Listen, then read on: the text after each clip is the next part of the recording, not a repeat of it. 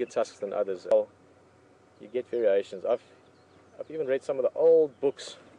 I've spoken to people that live in the bush, and you get all these perceptions, and they say, yeah, you get the mountain kudus and you get the plains kudus, and the plains kudus have got the wide horns and the mountain kudus have got the narrow horns so that they can run through the bushes.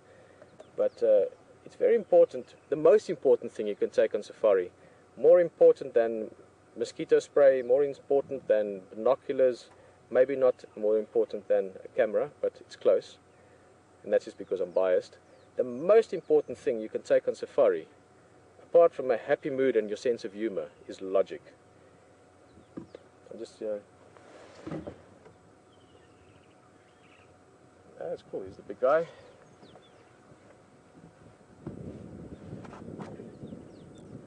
Other one listening there as well.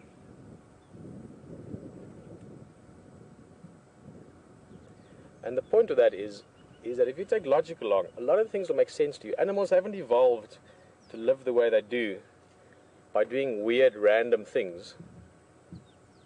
There's a lot of logic to it. There's a lot of system to it.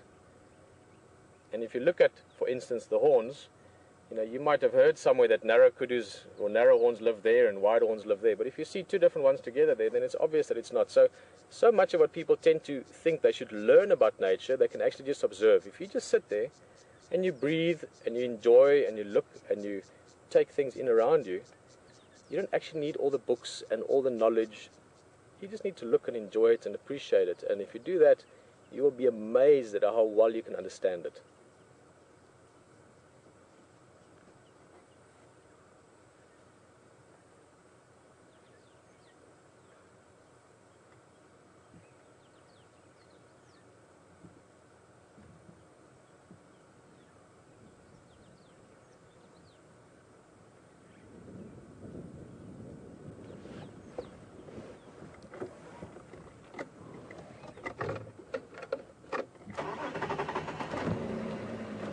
That's a very good question. Hello, Ida. Ida wants to know, why do kudu have spiral horns? Now I've opened that door for myself, haven't I? Logically, I can't think exactly why. I mean, they might as well have straight horns. I've seen antelope do just as well with straight horns. I've seen antelope do well with curved backwards horns. I've seen ones with curved forward horns, sideways horns, and it's just probably the way that evolved best for them. It's great for horn wrestling. They can tangle and lock horns and test each other's strength. And maybe running through bushes, that spiral shape does push the bushes off you. Maybe that's worked well for them. And that's just how it evolved. So, great question. And I'd love to talk more about it, but HT's just found something very cool, literally. And enjoy it. We'll see you back here in a bit.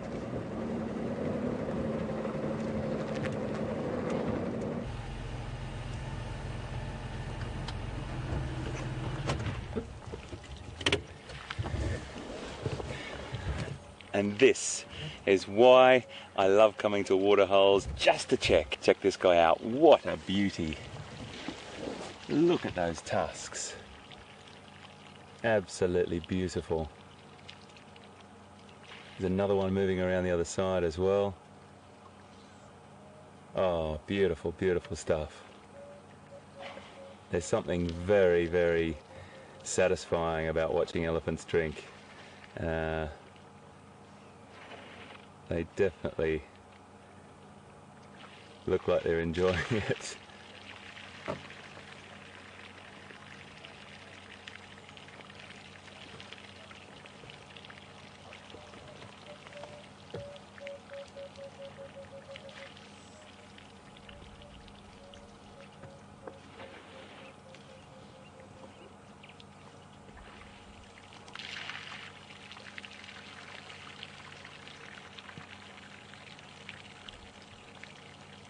Really beautiful to watch.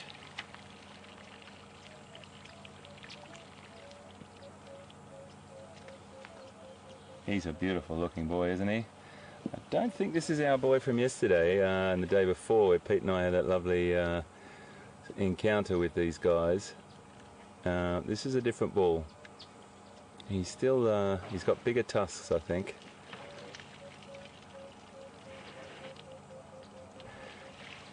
We've got another couple coming around. There's a whole herd, I think, that are going to come to this water point. I'm just looking through the straight ahead of me here. Oh, this is perfect timing. Oh, I love it when this happens. This is just fantastic. They're just slowly grazing and browsing their way up to this water point. So, you know what? I might just park ourselves down in here a little bit and just give them a little bit of space, though. This will be nice. So, where shall we go? I want to give them this space in front of me right here.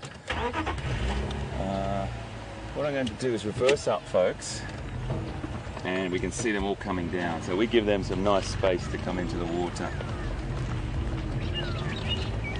Just bear with me for a second, folks. Doing a little bit of frantic reversing here.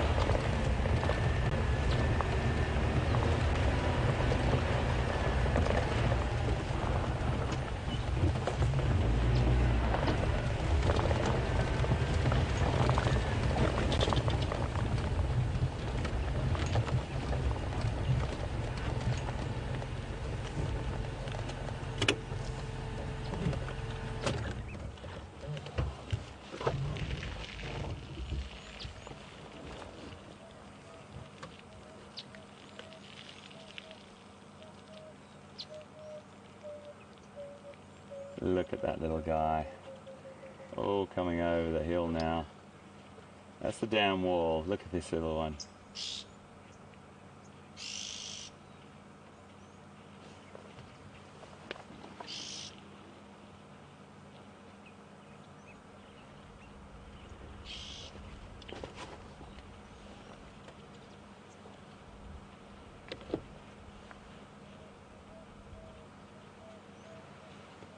Such beautiful creatures. I think they're going to come around the other side here, folks, which is lovely.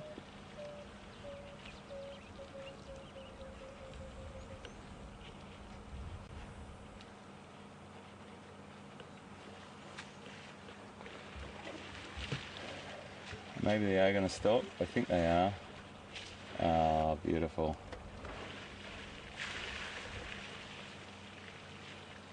There could be more. I think there's more coming as well. Just such a pleasure to sit with, elephant. We're right on the edge of the treehouse dam here, and this breeding herd with this gorgeous bull over here as well is turned up.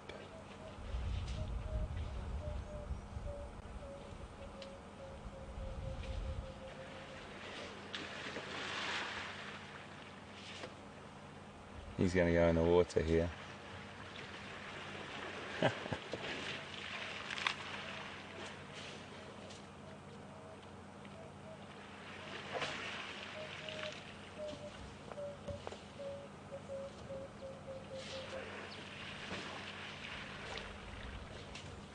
It's just the enjoyment that they get out of it, and you can see that this is a pleasurable activity. Look at this little guy across here, rolling in the mud for him.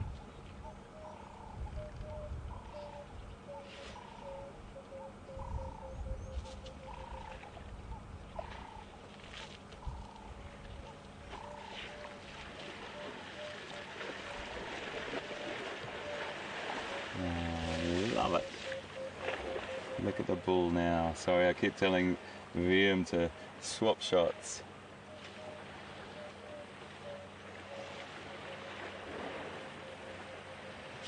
This is what I love about just turning up randomly to a water point and taking a chance in the wild and going to see, and that anticipation, I get such a buzz out of just wondering what's at that water hole. And sure enough, we've turned up and there's a magnificent bull in the water there having a bath, having some fun, and a small breeding herd over there. There may be some other stragglers coming up. Yes, there is. I can see some more coming through behind us. I think we're going to be surrounded again, which is fantastic.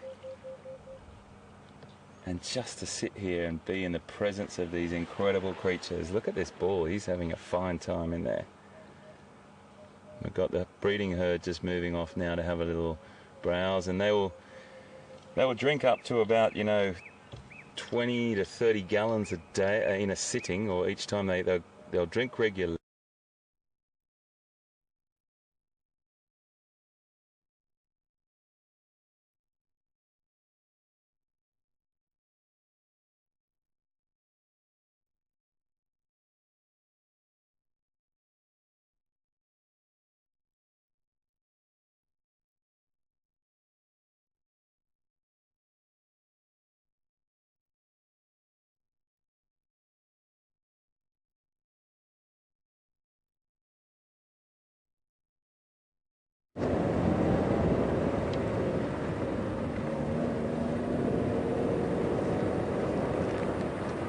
Hello, welcome back. Lovely elephant, and I believe the hyena sort of slipped away there. There was a hyena drinking as well, and we sort of are on our way to HD's area as well, but just make sure that's not part of the plan. He's just trying to get signal there. Breeding herd is always lovely to see. For me, there's few things more fun to watch. Hold. It's an important thing to see.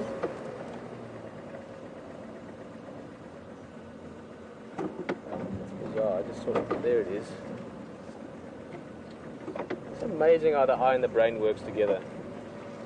So sometimes I'm surprised by it.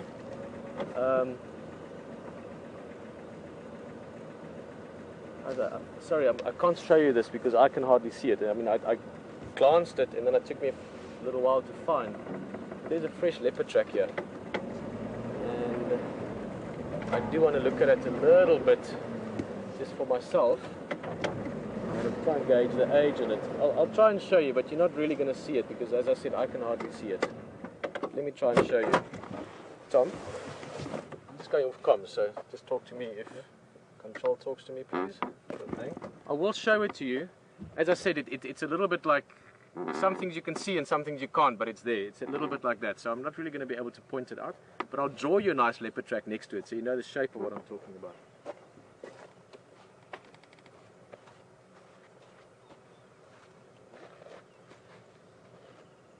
See it there? So you go right in on my finger here, Tom. Right there.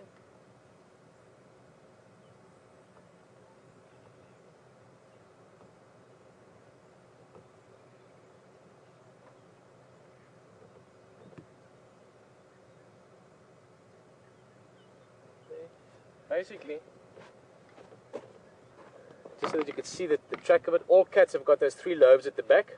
So at the back of the foot, they walk on 4 toes. So the foot is pressing down, the front 4 toes are part of the track, the thumb is sitting up against the leg, which is called the dew claw, which is that nail that never is part of the walking. It's for when they grab things, it's very sharp.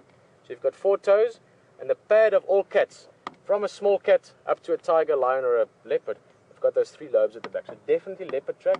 It's looking a little bit bigger there because it's softer sand, and it was walking down there. So I just want to get 1 or 2 tracks down this section to see what it looks like, and then I don't know what then. Then I'll know what's then once I've looked at that.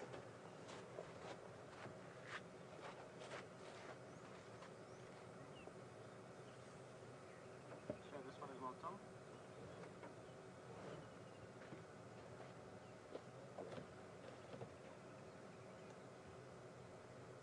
Let me show all the ones I'm circling now.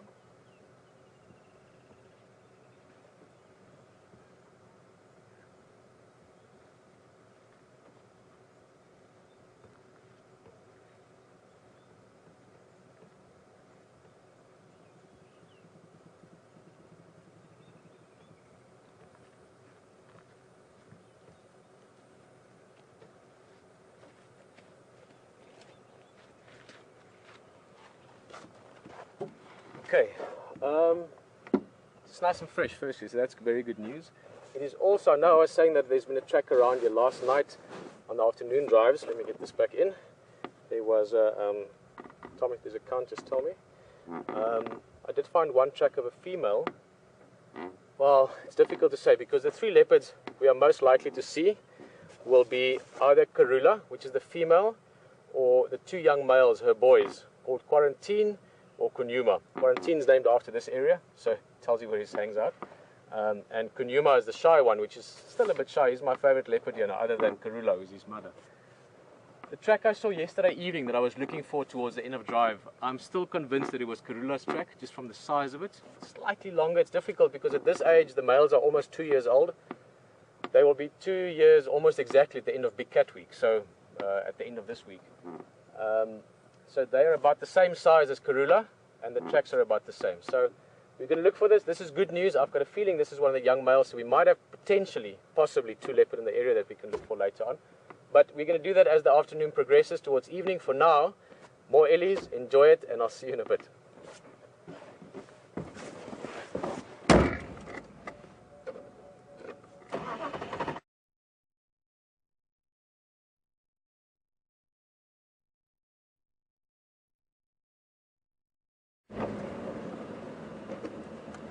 Lost it at the end, Will?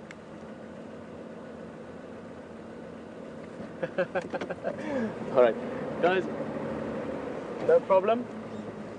Seems there's a little bit of a technical challenge there with HT.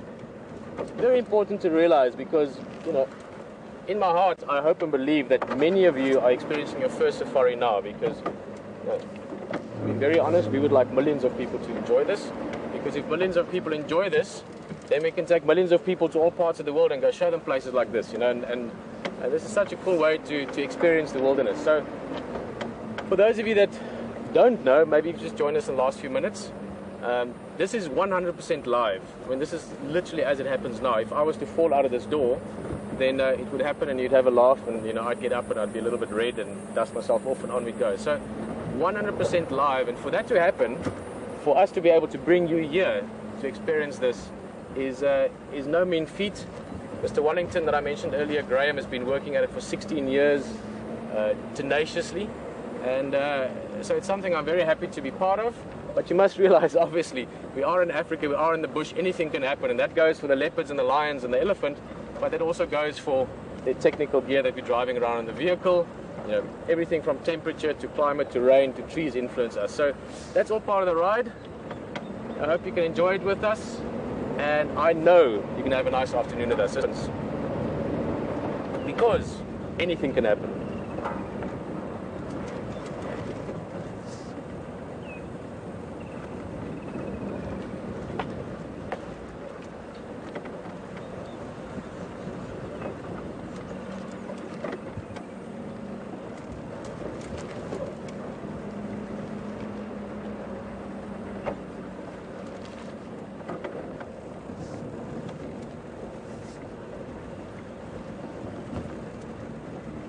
It's one of those tricky situations where, well, not tricky, but obviously I want to find the leopard, and it's by its very nature not the easiest animal to find.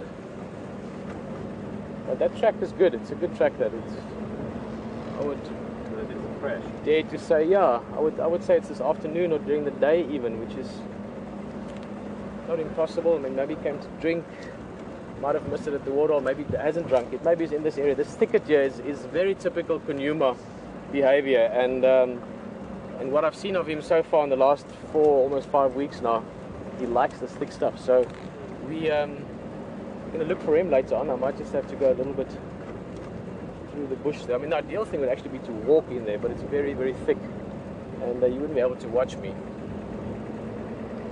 So let's have a look at the water again, just maybe we can get a track. Yes, Will.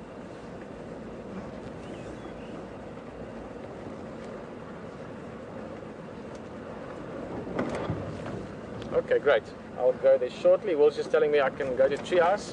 Just a bit concerned about the signal there, but I'm sure it'll be hundreds. You know, this rubber arm needs no twisting to go to a herd of elephants, so I'll do that shortly. But I just want to have a quick look. This waterhole again.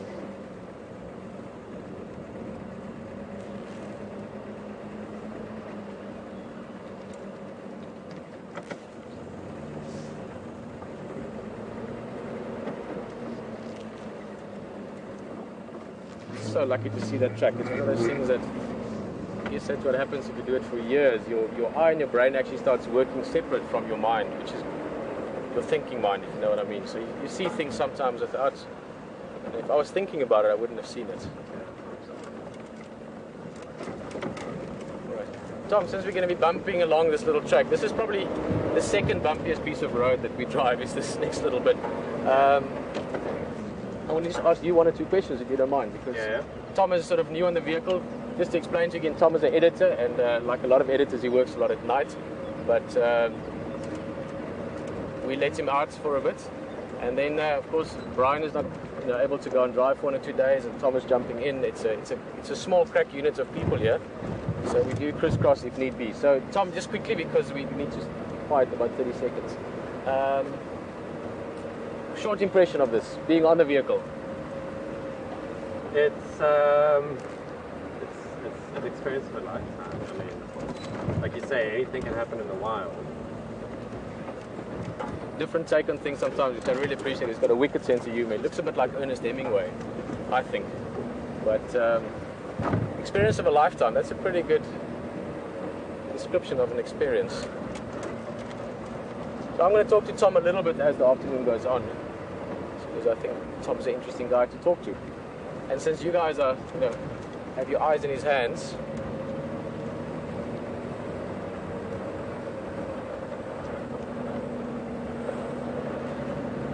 guys, I was just talking to Tom here while driving along. We had a quick look at the waterhole, but I'm going to go to those elephants as well, see if we can't see more of them, and then come back here later on. I've got a feeling, I've used this word on while live before. It's an Afrikaans word. It's space Mars. Space Mars. Alex the Russian might actually appreciate that word. It's a feeling, but it's not just a feeling. It's this sort of intuitive feeling that you get. I've got a feeling that leopard's somewhere in the stick block here. It's very, very thick. In fact, I've got a feeling that it's Djuma as well, just from his behavior. The way he moved in here, this is where the track was, he curved into the thick stuff. Typical Djuma behavior. And I'm going to hope that we can find him later on towards sunset. We'll be back here, we'll check around. I might go through this block. If there's a bit of time, I might jump off and do a little bit more tracking. But until then, we're going to go look at the elephant. And I was just giving everyone a bit of an insight into Tom and a bit of an insight into what we do out here in terms of this, what I said earlier, bringing you guys out into the bush. And I think the key to realize is that we're quite a small team, and if one guy like Brian at the moment is not able to get out there, we all fall in for each other. So please keep in mind that Tom is a great guy, and he's helping us out on camera as well. That's part of the fun. Nee.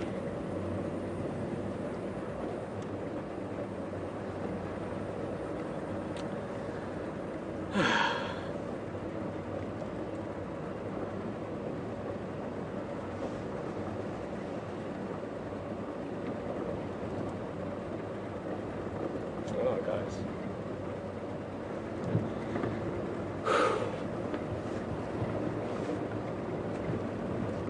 Just get a special message. I did. I've got a big lump in my throat. My little girl won't miss so much. He's on drive with us. Hello, Sydney. It's got a ball. Papa's baie for you. They put along your baie. So Pete, did you just get a message from somebody who's busy watching the show right now? Not somebody, my daughter, who has watched a lot of times, but when you're just watching, you talk to everyone. And to know that you're sitting there watching it, I feel so silly crying. I don't actually feel silly crying, it's just, doing this is so cool. And to have my daughter there, she's just over 3 years old. I've named her Hina after her in Dapandula.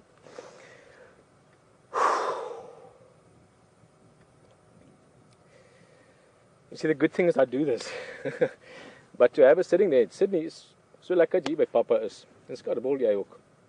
And for you guys, watch. This is what it's all about, is to be able to have people with you. I've said this many times on Drive. I've done this for years, 15 years altogether. And you see these amazing things. You have these incredible experiences. You so wish you could share it with people close to you. And that's what this does. I can have my daughter, my wife here. I can have friends here. Graham, I've known him for 10 years. Many of you I've known for 10 years. 9. And I'll get my voice under control just now, I promise. Don't panic, guys. Susie Q, nice to have you on the drive as well. But this is the magic. This really is, because you guys can talk about this afterwards. I can laugh about this. And I'll put something on Facebook and say that, sorry that I broke down, but at the same time, I'm not sorry, because it's so special to do this and to share this with people. You with your friends, I know many of you that will after this say, oh guys, Peter Crowden's screen was so beautiful. And you can say that because you know me. You've been, some of you, for thousands of hours on Game Drive. So I want to breathe a little bit. Sydney, Papa's baie lief vir jou lekker hier so is. En Papa is regtig lekker, hoor. Moenie worry nie, alles is reg. Let's go for a drive. Let's get my voice back into control and let's go look at elephant.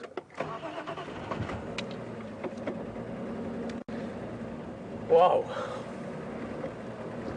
It does not stop to surprise me. A couple of thousand hours into it and something like this happens, and I'm just hooked again myself. Most fun thing I've ever done. And I've done a lot of fun things in life. So let's go look around.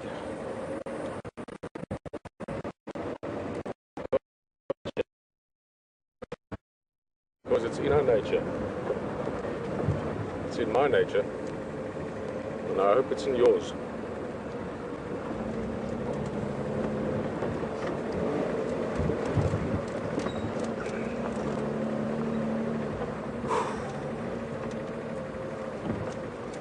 I had this experience once, which reminds me of this in a way, and I'll tell you why just now. It's a very roundabout way,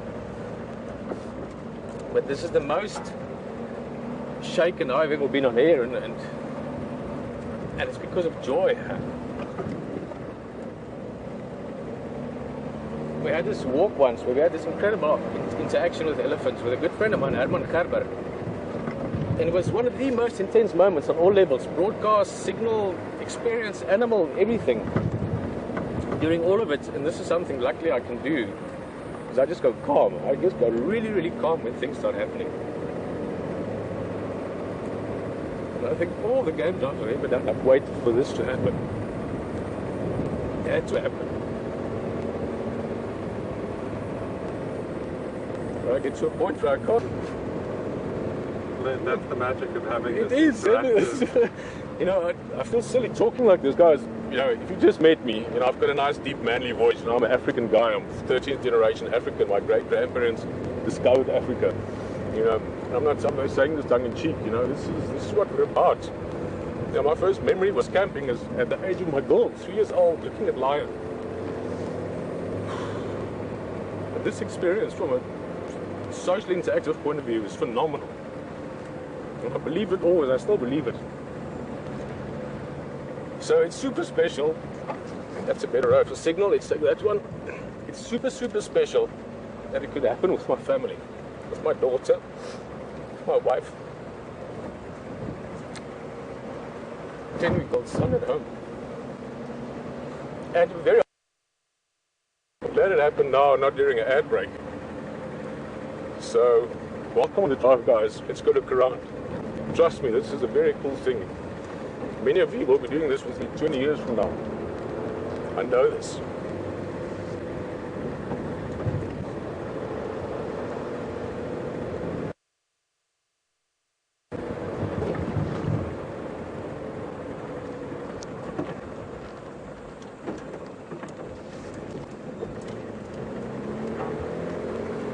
Pete, how is this different from normal game drive where you don't have this interaction with other people? One day where this all comes together, but it's not different. It was just lovely to have.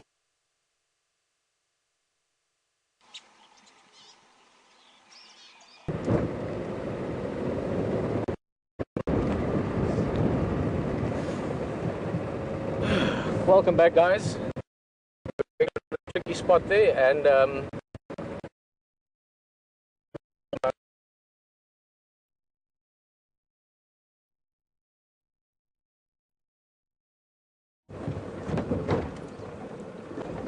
so you have my back.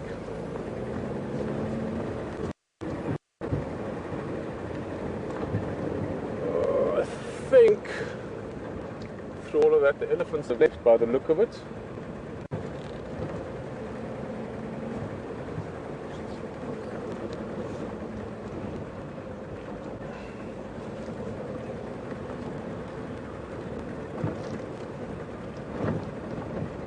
Probably also HT should maybe move to high ground where he's sitting.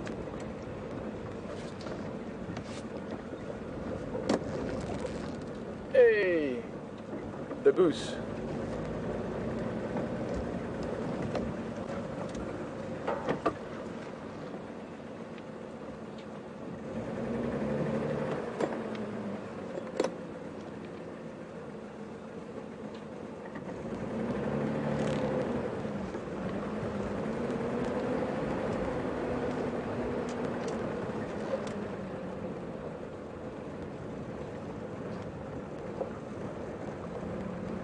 Guys, welcome back on the vehicle.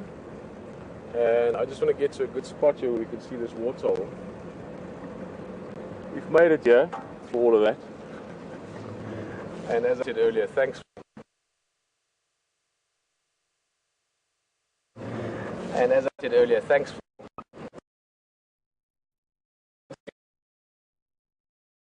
Because that was quite a special thing. As you might have noticed. Not here, the elephants have left. HT and them are just trying to sort their technical things out. And we're gonna just sit here.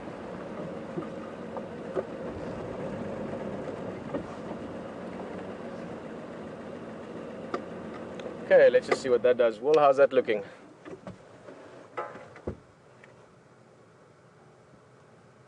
That should be good. As soon as we stop and we steady down, then normally... Whoa. There guys, there's a bug sitting on your eye. There we go. But we're going to sit here a little bit just to enjoy the view. There's not that much going on. There's a couple of Egyptian geese just climbing out. Tell me if you look over there, they are. At the moment, pretty much every waterhole has got an Egyptian goose pair on it. And just this morning, we saw the first goslings or the first baby geese at Voitela Dam. And quite soon we'll probably see these as well. Egyptian geese, you might guess from the name, were first seen or named, at least by Western people in Egypt. So you get them all over Africa. In fact, you get them in different parts of the world now.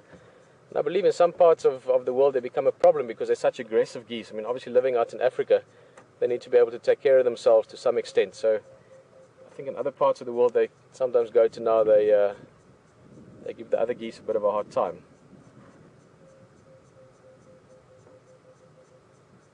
Can you hear that sound? Well, I have to tell you which sound, I guess.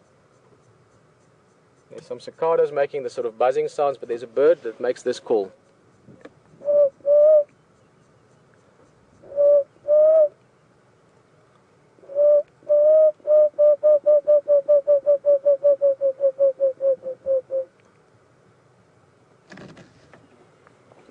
Called an emerald spotted dove or a green spotted dove. I like emerald spotted dove because it's got these emerald spots just on the wing. And I also like its Afrikaans name. It's called a bosduifie. Translated directly, a little bush dove, because it's quite a small dove, quite shy. You don't see them very often. We see them sometimes just sitting on the roads. But it is just one of my ultimate favorite melancholy type sounds out in the bush. It sort of struck a chord with me, with what I just experienced myself. So I'm actually very happy just to sit at the waterhole for a bit, if you don't mind sitting with me. And I'd love to talk a little bit. I'd love for you to maybe ask a few questions. I think Leishan and Sydney for now maybe hold back with the questions. I've already answered the first one in a pretty big way. But nice to have you guys here. And for those of you that have joined us for a long time, feel free to ask questions. It doesn't have to be, what does Egyptian goose eat? I can show you they eat grass, like all geese. Where do they nest, or where the elephant's gone? We'll go look for the elephants just now. I just want to breathe a little bit, just be a little bit. Which sort of is what my job is here. It's just to be. So if you have any questions to ask nature-wise, you're more than welcome to ask personal questions as well. Will and them will vet them if they're not fixed or suited. But if you want to know anything about what this is about live, about being in the bush, about being in Africa, about being live in the bush in Africa, I can tell you one or two things about that.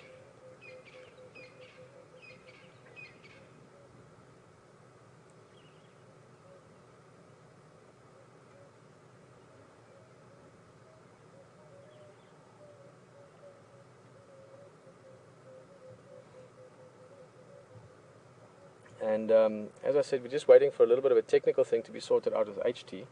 And one or two things that I've picked up a bit of experience with is signal. I've decided my book one day will be called Peter Pretorius, the story of my life. Sorry, Let me try that again. This wasn't the first good debut, was it? Peter Pretorius, looking for signal, the story of my life. And just on that point, I might suggest that where Hayden is, it might be worth his while to go to a high point. I know that that's a very, very tricky signal area that he's in. It might be half the problem. What if you guys want to keep that in mind? And I'm going to move in a little bit. But the most important thing for us is that we want to make sure that you have a nice time here. And I'm going to talk to you about... What shall I talk to you about? You know what I'm going to talk to you about? Other day, and it actually bothered me at the end of drive. I told you I was going to tell you about the buffalo thorn. Or also, as known in Latin, the Ziziphus macronata. In Afrikaans, the blinkblaar waggebikkie, which means the shiny leaf. Wait a minute, because it's the bush that grabs hold of you. Ask Herman Gerber about it, that guy I spoke about earlier, with another very emotional experience, but on a straightforward experience.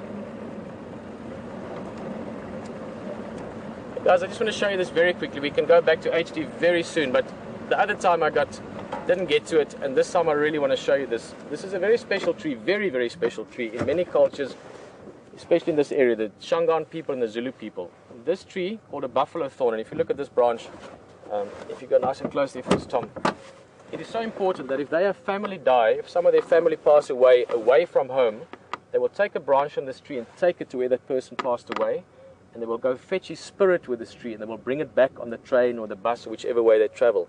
When they travel, they will buy food for 2 people, they will buy a train seat or a ticket in the bus for the person, and this is what this tree is about for them. And it is because they say it represents your path in life. If you look at this branch, beautiful branch, this is a brand new branch, it's been growing in the last few weeks.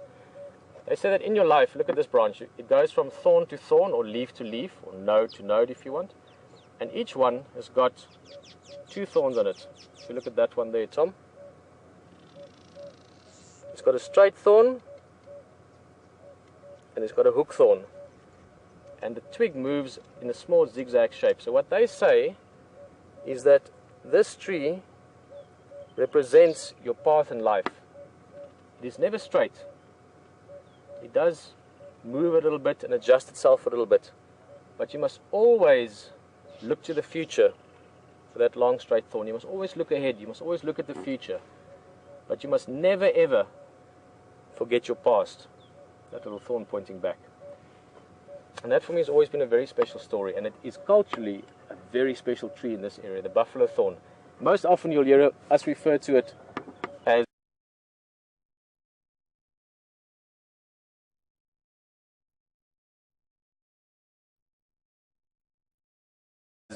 Tom, watch out. Tom, watch out, or Brian, watch out, because these guys, I've seen many cameramen get stuck in this in a bad way. So we're quickly going to go to HD so that you can say hello to him. He's good again. I'm going to go along, and guys, thank you so much for being on this drive. It's a very special one for me.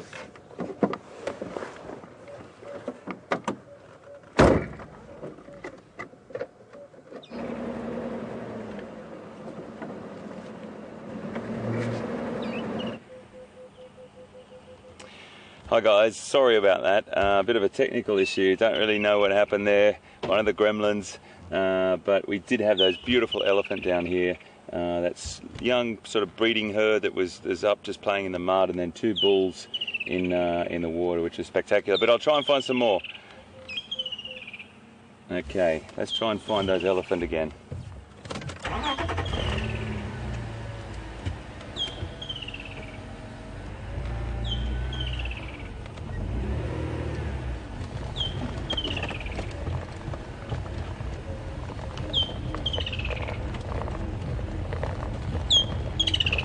Going to try and see where those elephant went, because I'm quite keen to hang out with some elephant today. Or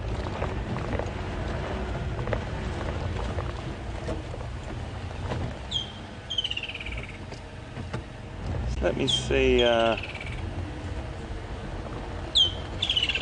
was another animal down here by the water.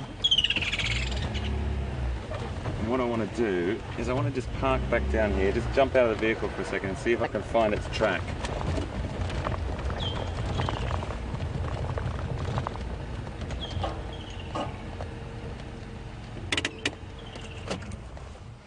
Okay, so I'm just about to have a quick look at this.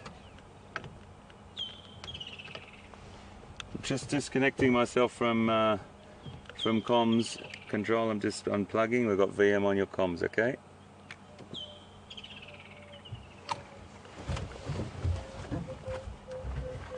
Always feels a bit like gravity when we unplug.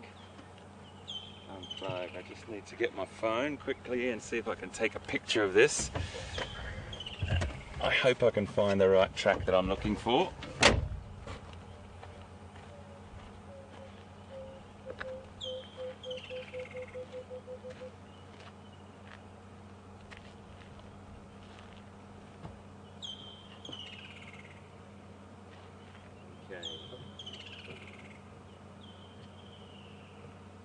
Just have a little walk around the water's edge here, folks. I'll just have a little walk around. I'm just going to stay in this area. I'll have to project quite loud because I don't have a microphone on, so I'll talk as loud as I can.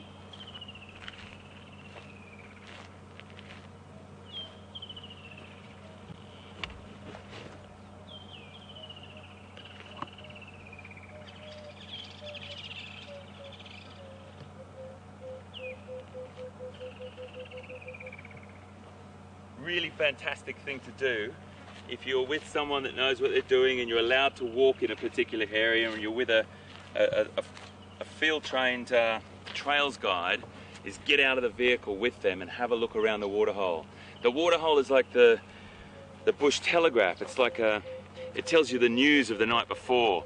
It can tell you what happened, where it happened, why it happened. You might see some really gentle prints of an antelope into the water, and then you might see these incredibly distorted antelope prints. That means that it might have run off very, very quickly, and then you might also piece together there's some footprints of a predator there as well. So basically it's a little bit like forensic science in a way. It's a bit like coming down and trying to piece together what happened around the waterhole that night. And it gives you a lot of intelligence about where you can go and what you can try and track. But there's one track I'm really wanting to look at.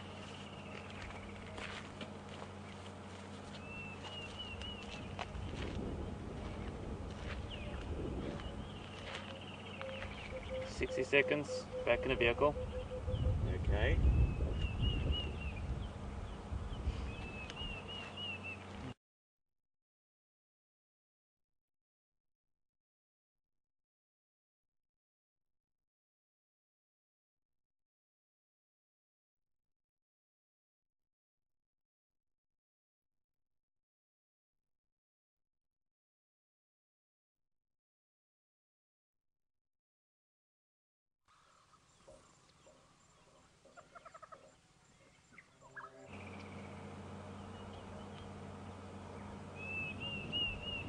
Now I've taken a photograph.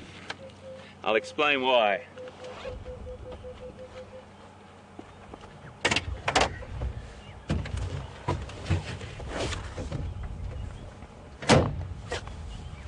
"5 seconds at DV back." So folks, I just got out of the vehicle to have a look along the water's edge, and the reason why I did that is because it does tell you a lot about what happened here last night. But when I arrived down here with VM earlier and those elephant were in the water, there was another animal lying in the water here. Now, you know how I like my little quizzes and my little competitions. I'm going to show you a track of something, and I'm going to see if you can pick up what it was that was lying in the water. Listen to the question carefully. It was lying in the water, and when the elephants came up, it moved off. Let's have a look at the track. Right, now I'll be very, very careful with this and nice and still so you can get no reflection on it. Okay, you have to go in nice and tight, nice and tight. I'll be really, really careful with this. Okay, now I'm going to use my little pointer here to show you something. That, just there, right there, that little mark, is a giveaway. I'm going to try and hold it really still again, and I'll use my right hand so I can actually, it's like writing with your left hand if you're not. That little mark right there, folks, is what I'm trying to point out to you. Shall I drop it down in the shade, VM, so we've got no reflection, or are you happy? Maybe drop it down a bit. And we might try and get a better a better look at it. Okay, that's a bit better, isn't it? Right folks, that is the track that I want you to try and identify. And that little mark right there, that little spot, and potentially that little spot there, is a giveaway. Now folks, what I want you to do is I want you to tweet into us, send us a tweet on Twitter, and tell us what you think it is. Okay, what you think it is, and we'll pick a random winner there and announce, or we might announce a few different winners. But if you can tell me what that track is, I just saw it in the water, lying down, and as the elephants came up, it moved off. But that little spot right there is the clue. Okay, so today's little safari quiz, well, one of them anyway. Tweet us, email us if you can, but tweeting is really quick. It's just a one-word answer. I just want the animal name, but if you haven't got Twitter, send us an email with just one word and we'll look as well. Of course we will. You can email us at questions@wildearth.tv, or Twitter is going to be #SafariLive. We'll come back to it. I'm going to drive on, but a nice little track, and we might do a few of those today.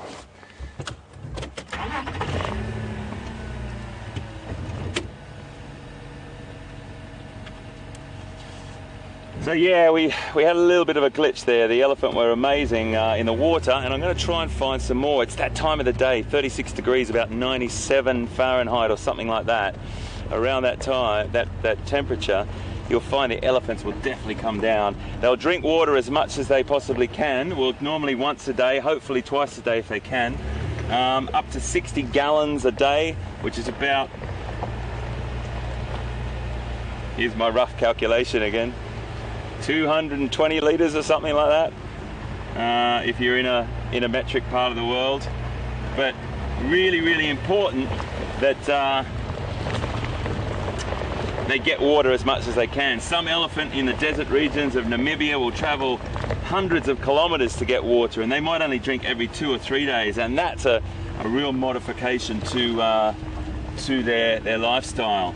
Now, there's a couple of things about desert elephant, which is not the situation here, but it's still in context. That information has to be taught to the herd, has to be taught from the matriarch down the level to the rest of them, where those water points are, where to go to if there's a serious drought situation on. So that information is all passed down from the matriarch and shared within the herd, and it's the teaching, it's the learnings of the matriarch. Very similar we get from our parents or our grandparents. We get that knowledge, we learn how to cope in situations from them. I just don't know where those, oh, there they are. Okay, so I'm just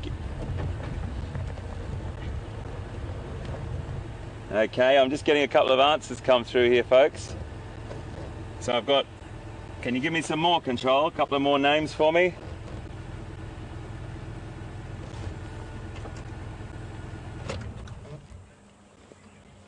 Great. Chris, Sharon, Racer, and loads of you got it. Heather Gerda, loads of you got the answer. Fantastic work, guys. And do you know why? If you didn't get it, it's completely fine as well. I can't find my little porcupine quill, but anyway, oh yes I can. There it is. Don't panic, everyone. Don't panic. I've still got it. If you have a little look in here, ever so quickly, just to give you a bit of detail there. Okay, I'm going to keep it nice and still for VM so he can get in on there. I'll try and put a bit of shade over it. So, right, that little point there, you might have thought it was a lion or potentially, or not a cheetah, or a leopard for that matter, but very different because there is claw marks. Okay, and the hyena and the cheetah are the only two predators with that sort of pug mark or paw mark that have got, well, not the only two predators, but of that size. You'll obviously have jackal and things like that as well, but out of the cats, the only one would be a cheetah. So we haven't got cheetah at the waterhole. I saw a hyena lying down in the water, wallowing in that water, trying to stay cool, and that is the giveaway. That little claw mark protruding there, because the cats, the lion and the leopard, don't have external or protruding claws. They have retractable claws, and the hyena, jackals, and the cheetah have the non-retractable claws. So that's our first one for today. I can see these boys. I think I might go and say hi. What do you think? Shall we go and say hi to these elephant guys? It's always a pleasure. Let's see what they think. We'll just move in. It's these two boys that were just swimming. They haven't moved off very far from us. So what we could do here is just head up here and try and say hi and just sit sort of somewhere close to them. And I'm pretty sure that they were comfortable with us at the water point. They would have given us a very, very good indicator if they weren't. And it's okay, my boy. We're just coming up to say hi. It's okay, my boy. Everything's fine, fellas. You're two very majestic fellas. Hello, my friends. We're in a little bit of thick country here, guys, so this one on the right is quite the gentleman, and the other one on the other side is a little bit smaller. Beautiful.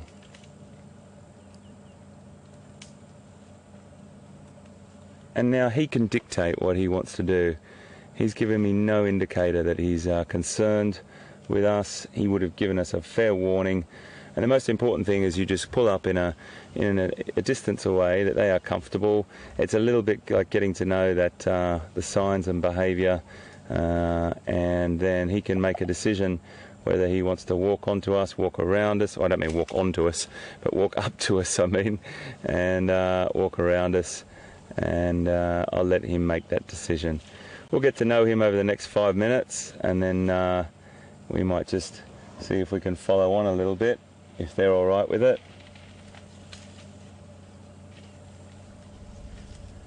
I do have to say the country that they're walking through is a little bit tricky for us, so a little clearing that I can see. And that's what it's about. It's about finding these little spots that you can look at these beautiful creatures, giving them their space. I'm just going to reverse up a little bit, folks.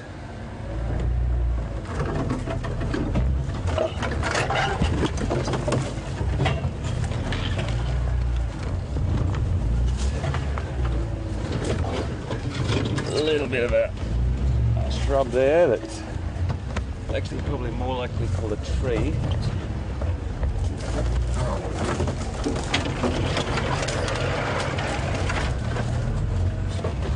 Yeah, we've got a nice little view up here.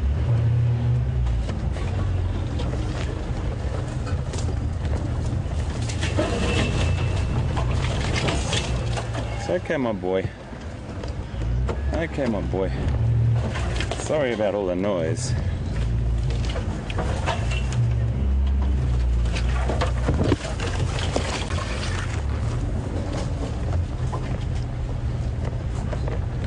Hello, my boy.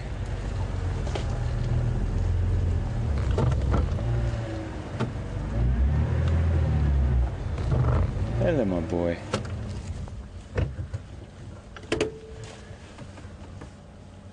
This is another great indication. See how he's flicking it like that? He's flicking the sand off it.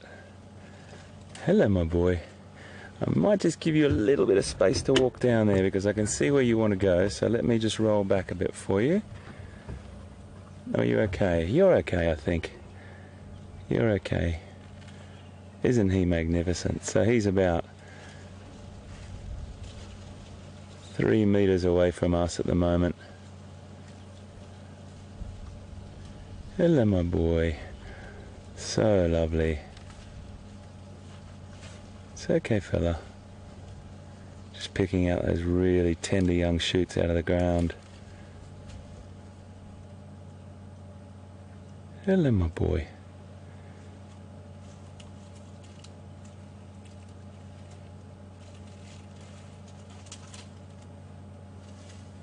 Hello, my boy.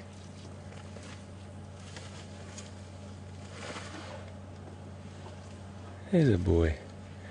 He's about 2 meters from us at the moment. Good boy. He's up. Everything's fine. We're just here to admire you, my friend.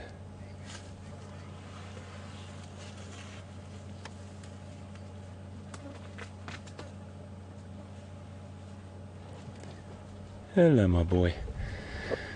Such a beautiful creature. Absolutely magnificent. Perfect, perfect bull elephant.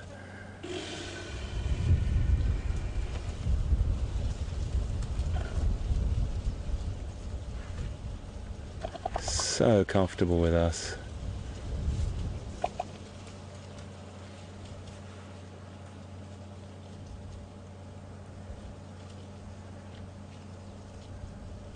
Isn't that just fantastic?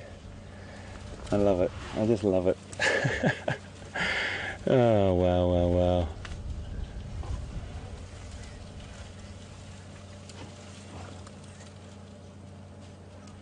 You are a beautiful guy, yeah. Hello, my friend.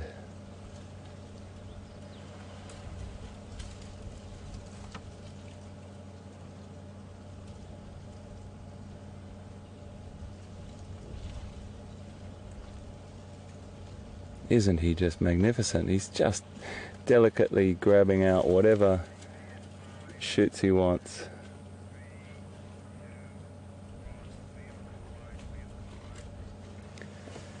So he's right at the front of our vehicle now, folks. Right at the front. He's actually reaching for pieces of vegetation underneath the front of my vehicle here. This is just spectacular. You are an absolute beauty, my boy. I can't tell you, folks, the connection that you can feel right now with this animal and the trust is so fantastic. Less than 3 feet away from the front of our vehicle. Hello, my boy. You are a beauty.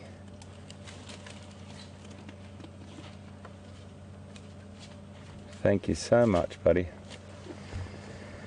Oh, wow. He just actually put his trunk underneath the vehicle and picked out a particular species of plant that he wanted and was completely comfortable with us. Sensational. This is what Safari Life's all about, folks. You're on the vehicle with us. You're right with us. You just experienced what I experienced and VM experienced. We all experience the same thing right now, right here in the moment. And that is the largest land mammal on the planet. Just casually reaching underneath our vehicle to pick out some tender young shoots. It doesn't get much better than that.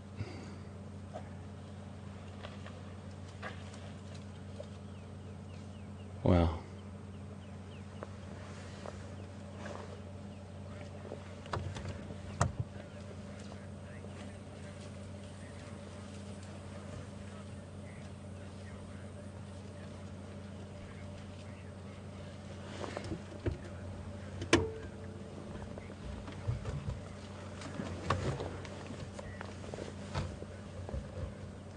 I've got a great question. I'm going to tell a little story with this question just while we've got this beautiful bull also passing in the background.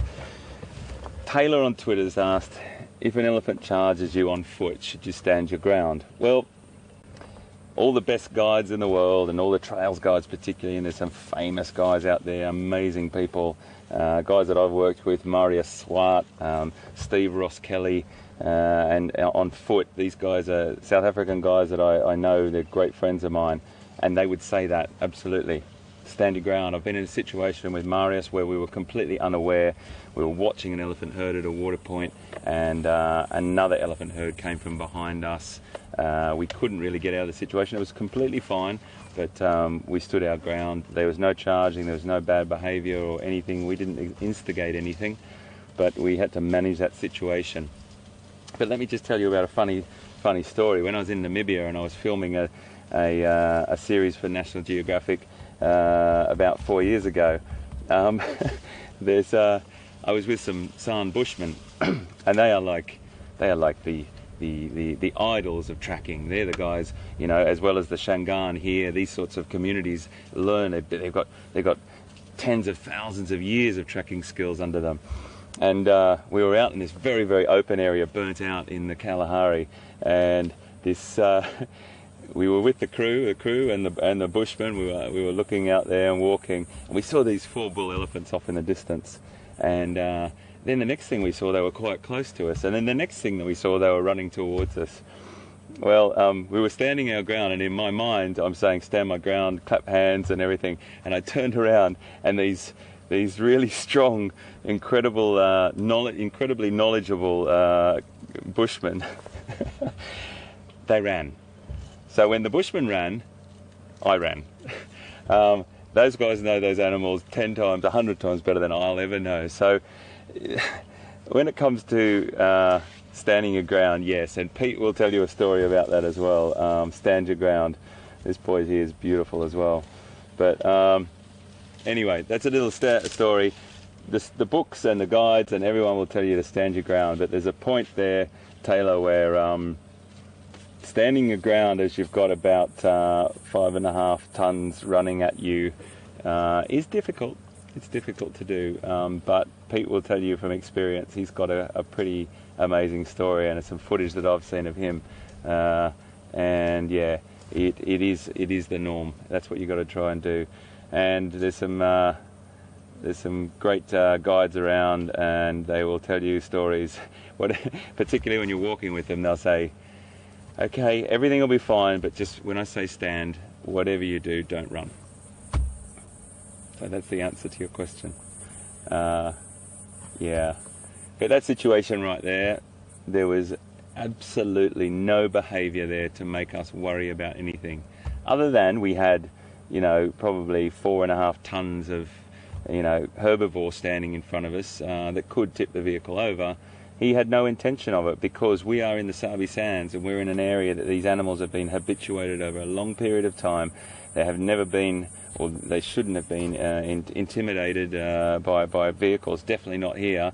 If they've come from communal lands, or sometimes where they've had a bit of human-animal conflict, they may have some memories of humans doing things to them. But that guy there, he was like, you're just a part of the furniture. Wow, that was close. That was like, he reached his trunk under the front of our vehicle there. Love it. Love it.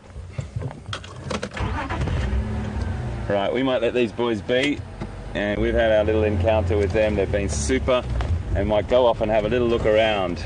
See if we can find another track to do a quiz. Wasn't that great? Oh, I love elephants. Wow.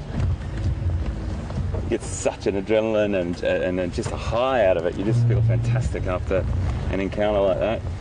Beautiful boy. Really good lad.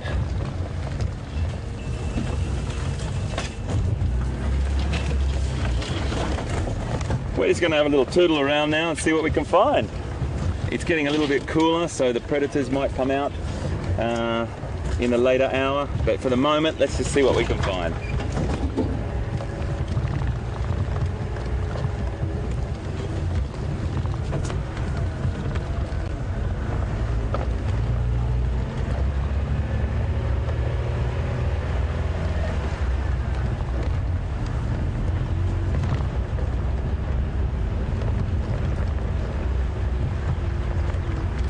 It's great to be with you guys. It really is.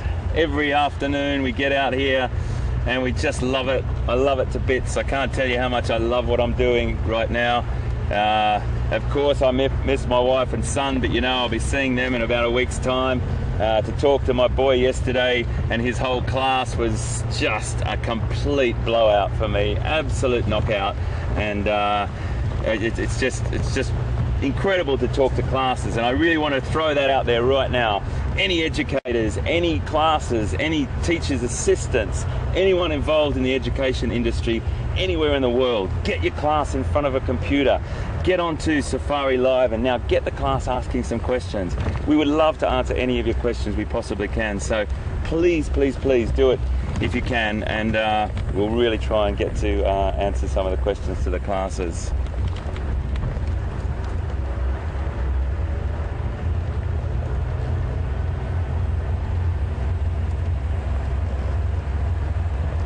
temperature's dropping. Enjoying this. A little bit of a breeze blowing at the moment. I'm just going to cut up Rebecca's Road and then over to Arathusa. See, have a little look around there. We'll hit the airstrip. We've got loads of time. I love it when I look down at my watch and I know that we've got an hour and 3/4 left. Brilliant stuff. Oh, nice guys. Just off in the distance. They're so cheeky. I'm going to try and roll down here nice and quietly. There's 2 warthog down here. They're notorious for stopping. And as soon as we get them in focus, they run. But I'd love to show you a couple of little warthog down here. Let's see if we can see them. Who spots them first? VM? My eyes in the sky there has got a pretty good sense of vision, VM. I can just see them. We might get a little look here, mate. I'm going to keep the camera running.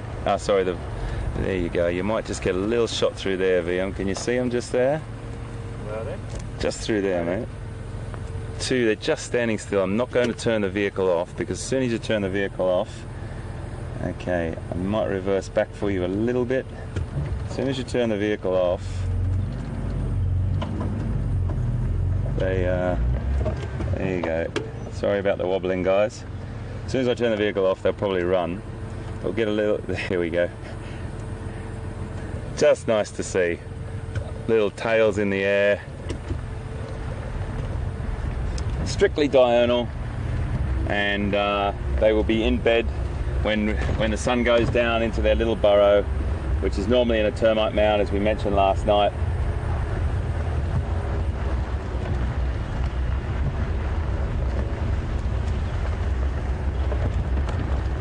Wouldn't it be nice to find a leopard?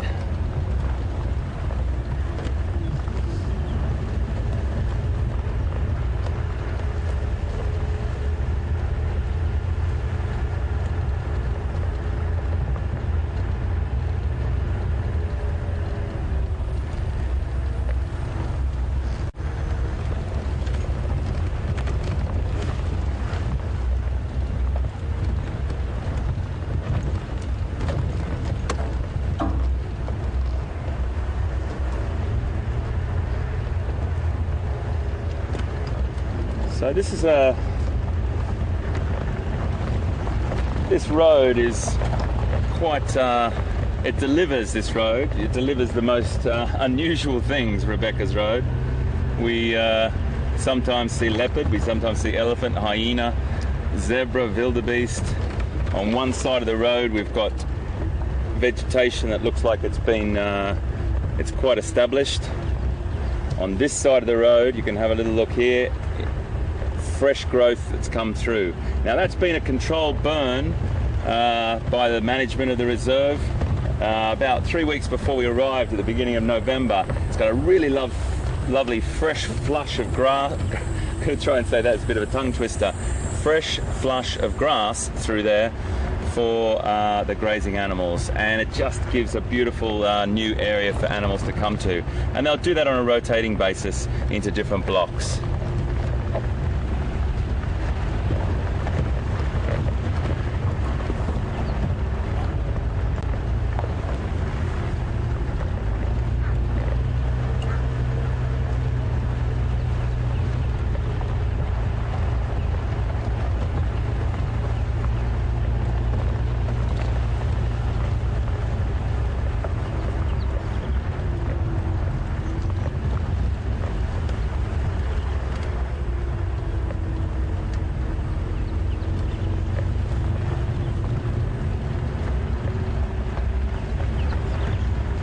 So I was just looking out the side of the truck there for any tracks. I just thought I saw a leopard track, but it's not, it wasn't.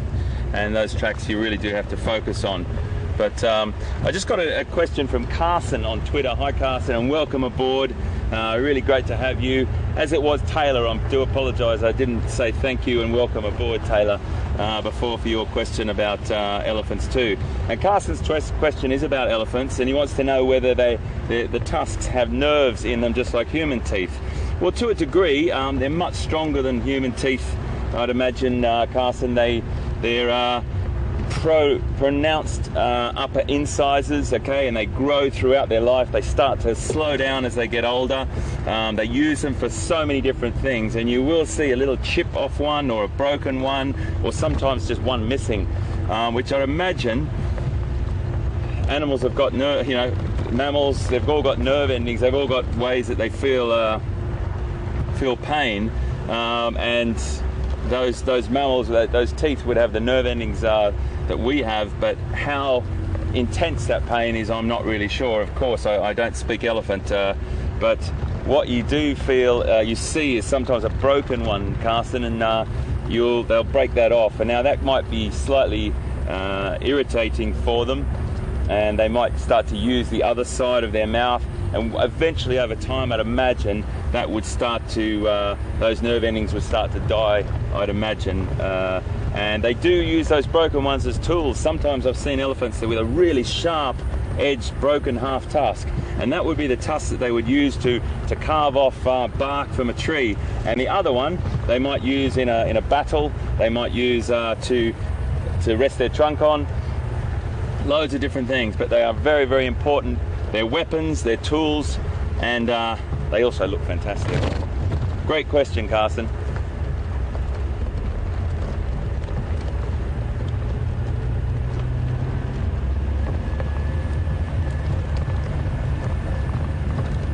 What a great day. I get such a high from an elephant encounter like that. It's just magic. Sorry if I'm smiling off into the distance by myself. I'm not smiling off into the distance by myself. I'm smiling with you. I can feel many of you smiling as well, because I know how much we all love elephant. And we've always got our eyes out for cats as well. Of course, in Big Cat Week here on Nat Geo Wild, really great to be promoting all the different cats around the world as well. Not just African cats, but Asian cats, South American, loads of different cats around the world. Okay, can I get a question please, Control? I think it's about time we had another one. Just scanning through here.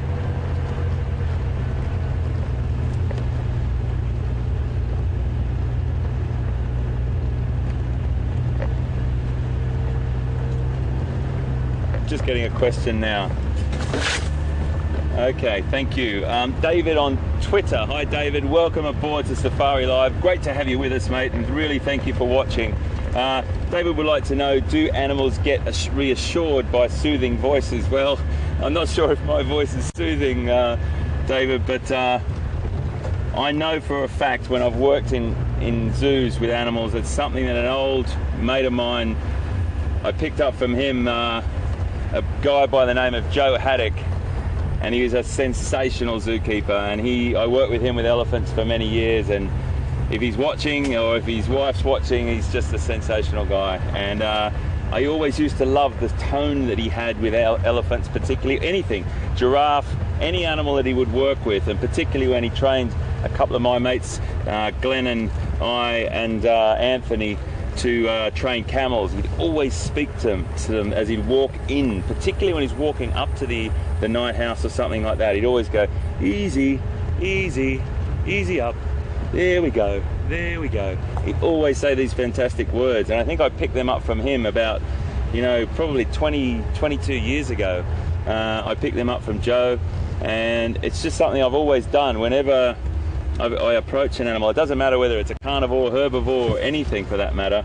I think just an animal knowing that you're approaching, and not just thinking that we're a sort of big steel box with some soft bits in the middle, that we actually are alive, and there is, because it's particularly important that you don't startle them.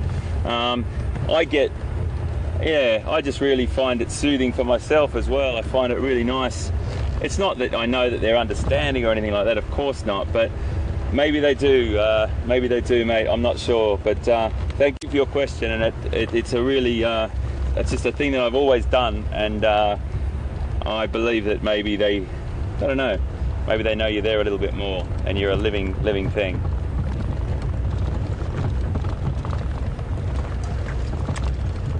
Right.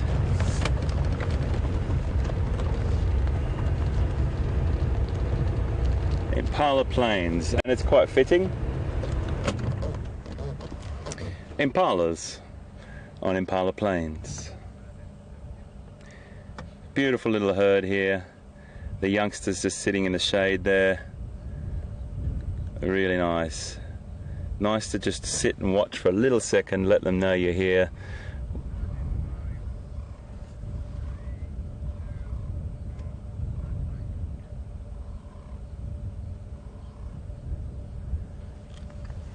Remember my theme, folks, we can never give the impala a cursory glance. They're too wonderful to ignore. They're too wonderful. They're such a perfect antelope. Absolutely amazing design. Absolutely amazing design. Some books actually quote them as being the perfect antelope. Strong, elegant, fit, incredible leapers, incredible jumpers, jumping up to about 3 meters high. They can, so about 10 feet in a really, really serious chase if they were trying to get out of trouble. Just going to wait for this little creche. Have a look at the little creche crossing the road. All the youngsters all together with all their mothers around, just feeding off and just staying in the safety of that little creche. And that's actually what it's referred to, folks, in all the books, a little impala creche. This little one standing on the road here is beautiful. Lovely light there. Boy, have they put on some size, these little guys. They're about 2 weeks old now. Fit, strong, and growing, like really growing.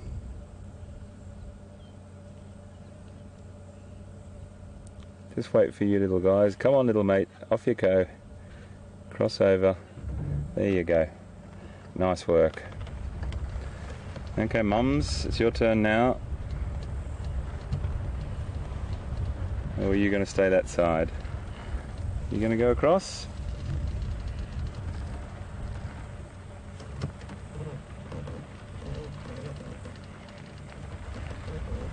Don't be left there on your lonesome, ma'am. Okay. If you're happy, I'm happy. Right. Let's make our way over to Arathusa and have a little look over there.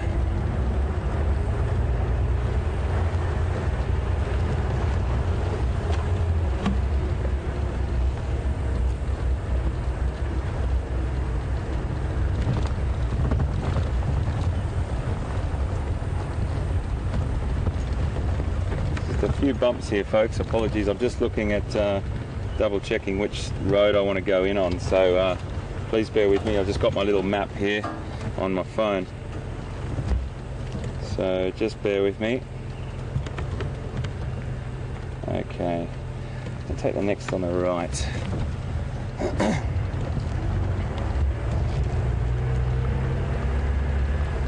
So this road here just splits Djuma and Arathusa reserves.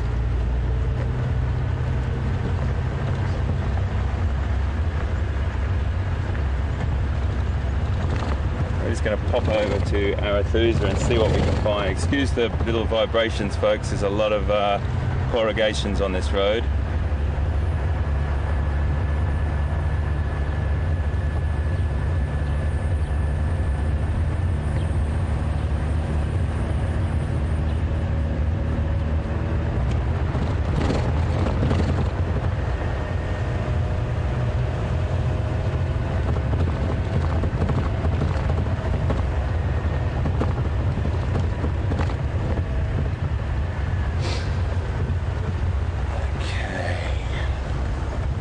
So,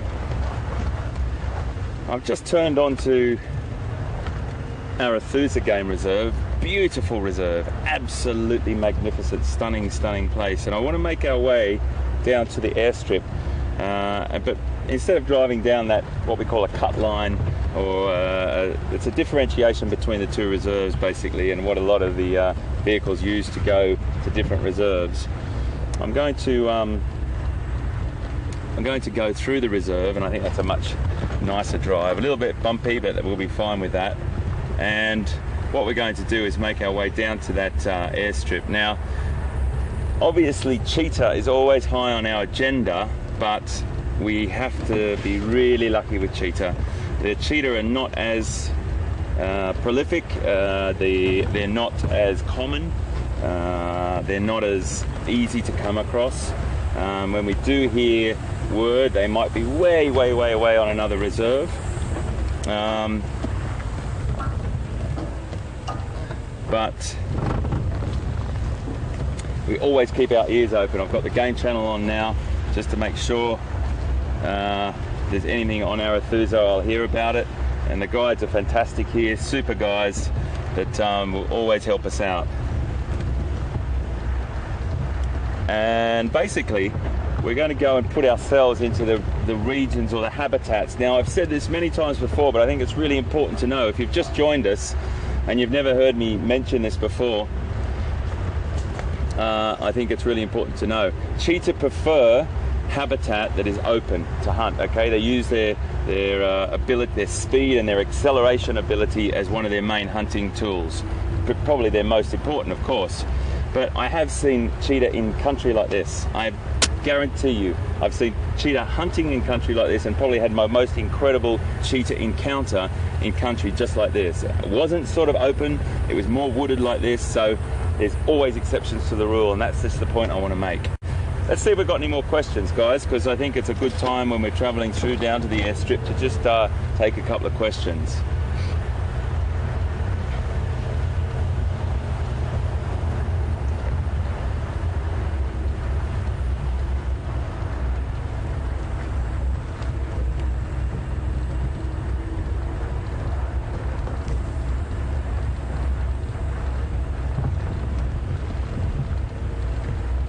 Just listening to a question, folks, and we just got a fantastic question from Cameron, who's 8 years old. Cameron, hello buddy, and welcome to Safari Live. It's so good to have you on board, mate. You're 8 years old. If you're watching this at 8 years old, my friend, wow, you've got a fantastic future ahead of you, buddy. Cameron's question is, do elephants cry? Well, Cameron, I don't think anyone has ever been able to give the answer to that fully. Wow. Elephants are incredibly well connected with their family. They're like us, mate. They spend a lot of time with their mum and their brothers and their sisters and their aunts. Sometimes a little bit with their uncles and their dads, but not very often.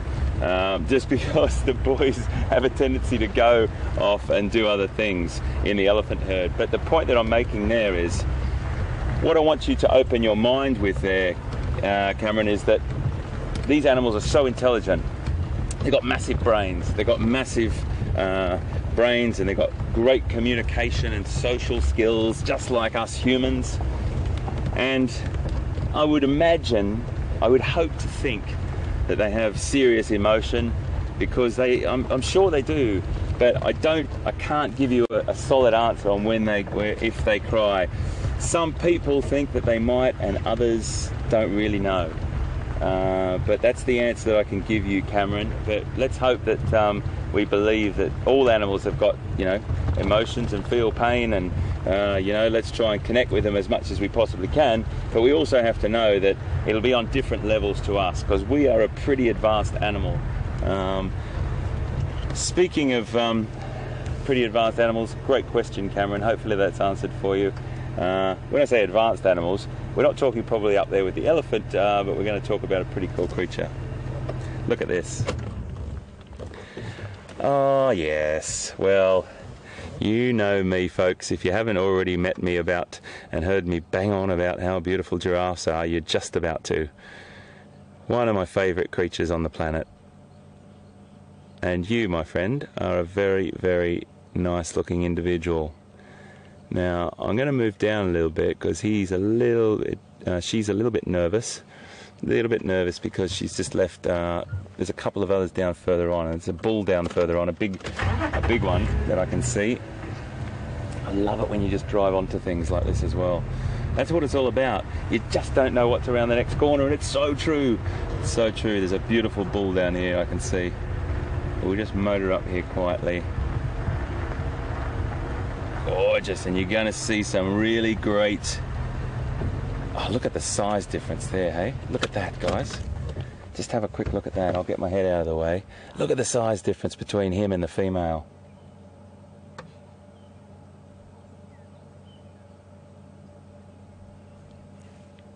I'm going to roll down a little bit more. Just let them get used to us a little bit, folks. Oh, and there's a little youngster here as well. Oh, every time I look around, I see another one. Just move forward for VM here. Just to the right, mate. Just through there. You can just see the back of a little youngster. Really young one. And these guys, we're not going to drive off the road because they're not quite as comfortable with us as elephants are. But let's see if we can just... see this bull come through again. He's right behind that shrub, but that little baby there might probably, that young calf might just pop his head out in a second. These guys are just browsing at the moment. They're just browsing. There's a mother, there's an adult bull, and we're going to sit with them for a second and see what they do. But I'm going to try and get a better picture for you if I can. A little bit of a pickle here because a little bit of a spot because I can't quite see, and I will need to get VM a little bit better shot. Maybe right through this little gap here, VM. Is that good for you there, mate, or is that right into the sun? Go back. Go back a bit. How's that? Back further? Yeah, there we go. There we go. Oh, it's not fantastic, is it? If I go forward a little bit. Sure. There's a clearing. They are moving off, that's the thing. Let me just get over here and we might get some nicer shots. A little bit tricky.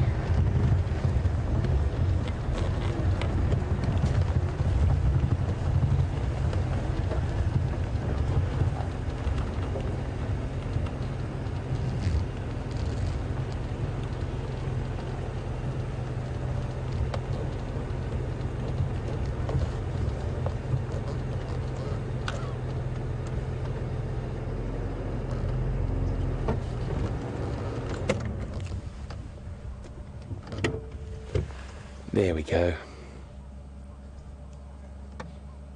He is a beauty.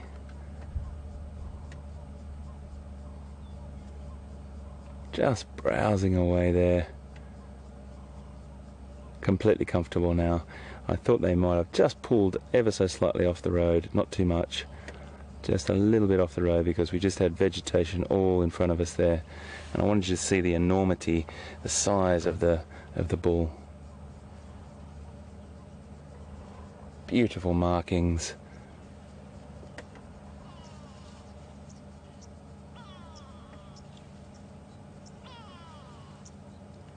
A spectacular creature and such a beautiful design.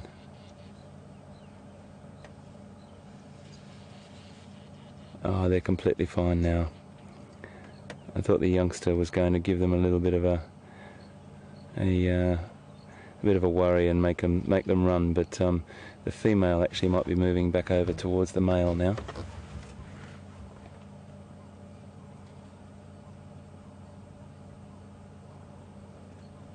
So that's just fantastic to see. A bull, a adult female he was walking next to. Then you've got a youngster that we first came up onto who was probably about a year and a half, 2 years old, maybe. And then we've got that little guy over there, wherever he is. But he is about, probably only about 4 or 5 months old max. Probably younger than that actually.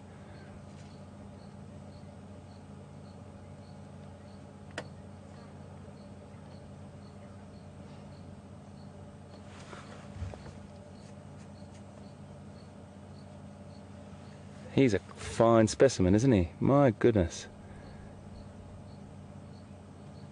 Magnificent markings.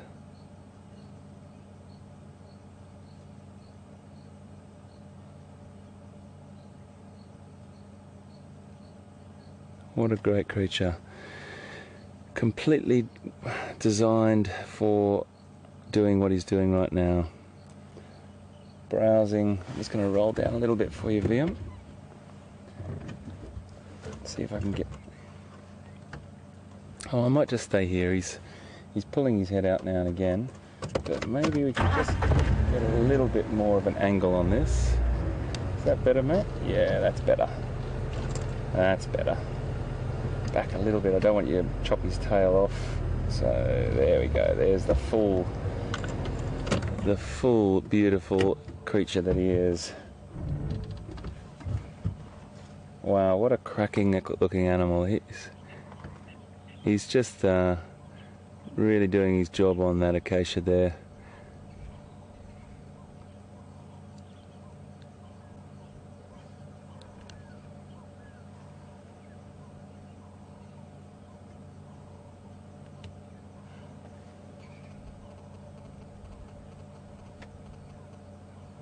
He's a perfect specimen, folks. I have to tell you, he hasn't got his horns all knocked around, and he's a...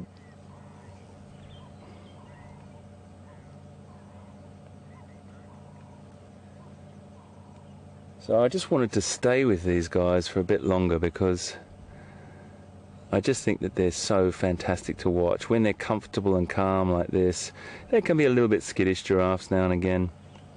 But when you can watch them like this, only about 20-30 meters away from us, about, you know, just under 100 feet away, probably less actually, probably less than that, and they are absolutely stunning. I've had a lot of time with giraffe in captivity and in the wild. I've got a great mate that works, he's probably the giraffe world specialist, Dr. Julian Fennessy, and he's taught me, and his organisation has taught me an incredible amount about giraffe. There's loads to learn about giraffe constantly. People just take them for granted. There's many areas that their numbers are dropping, but generally they're widespread across Africa. And there's so much to know about them. If you've got any questions about giraffes, please tweet us now, because we've got these giraffes for a little bit of time now, and this bull is just magic. And he's just moving our way.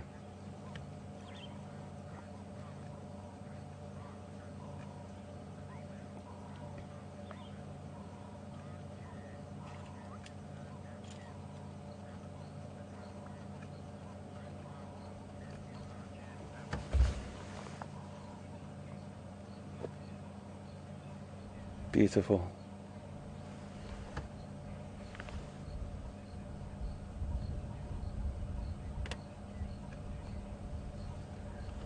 Just getting a question through, guys. Sorry about this.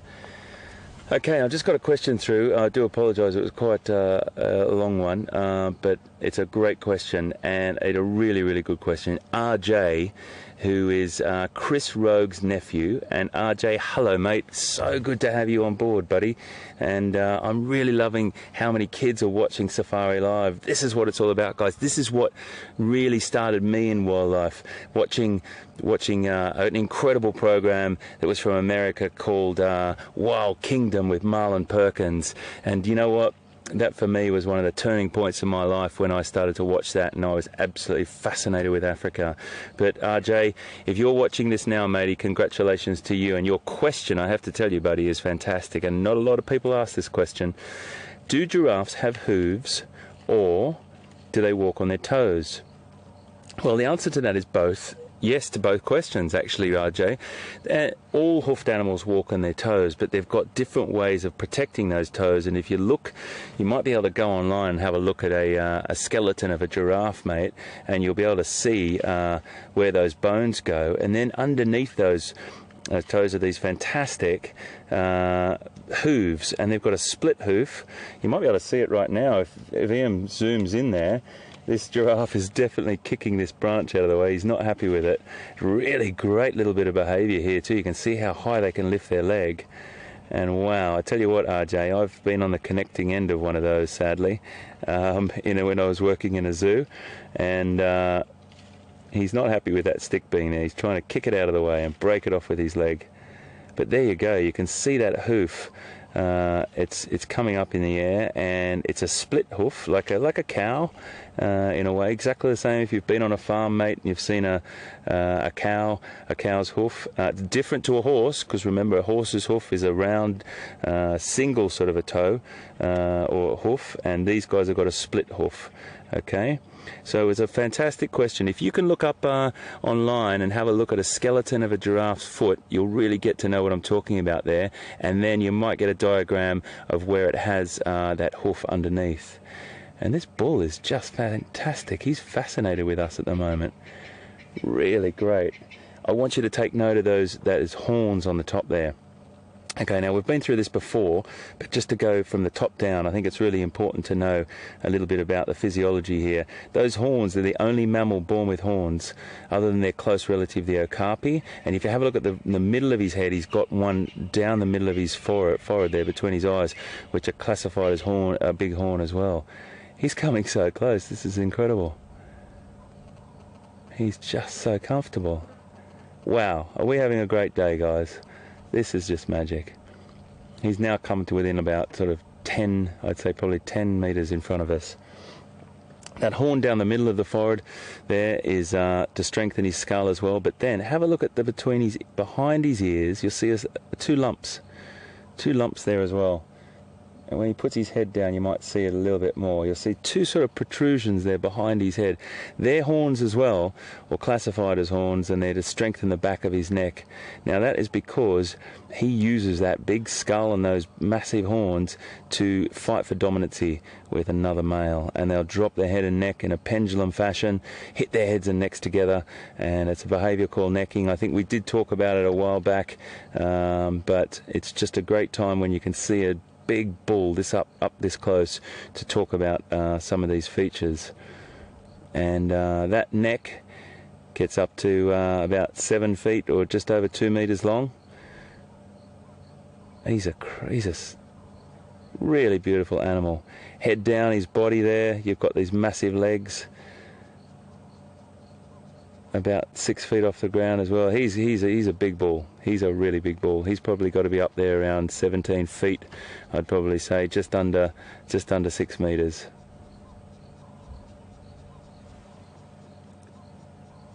And they're off. I think we should leave them be. I could talk about giraffes all day. I love them to pieces. They're just fantastic creatures. RJ, great question. Thank you, Chris, as well. Chris Rogue, beautiful question there. Great, really, really intelligent question, mate. So hats off to you. We're going to get going. Let's watch these guys walk off into the sunset here. This is quite beautiful. Classic Africa.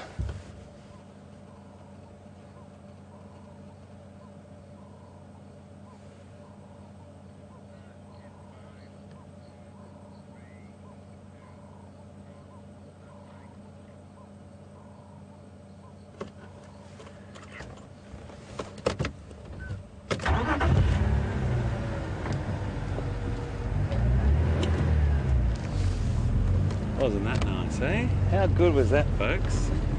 Oh my goodness, I enjoy that so much, so much. Just watching where we're going. We don't drive over I've got to look after my cameraman.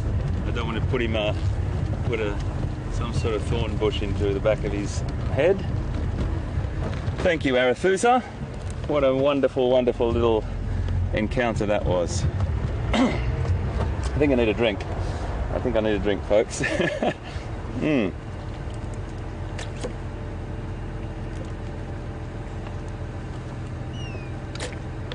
Oh, that was great. Wasn't that great? That was just magic.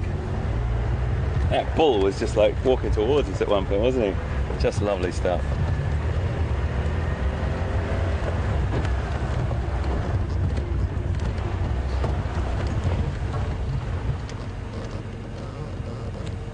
Just let me I want to pick something up, folks. Just bear with me for a second. Just pulling out comms for a second.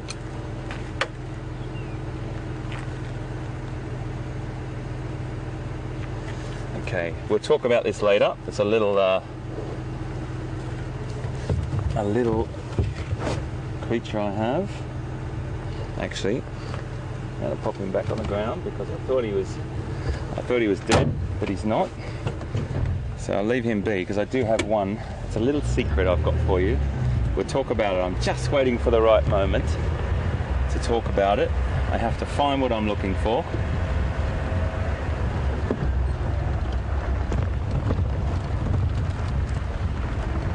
Oh, thanks, mate. Thank you. Sorry about that. Sorry about that, control. I just had my comms off.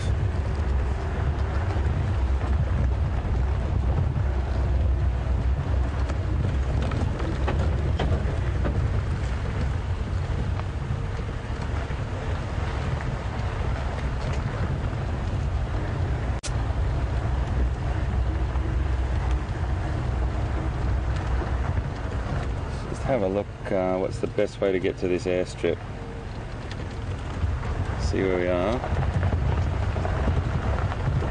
Okay, let's go.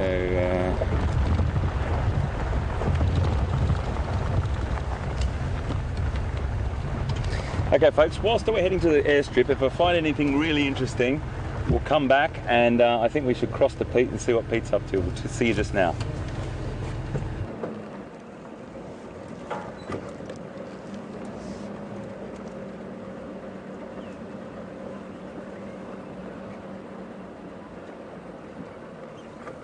Guys, welcome back on the Jigger. Always nice to have in this vehicle. Just waiting a little bit for a few more people to join us that will be on the drive shortly. And for the next part of the drive, I do want to listen quite a bit.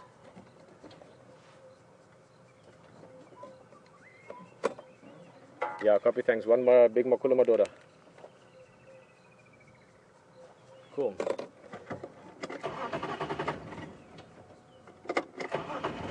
Which is Scott on the radio.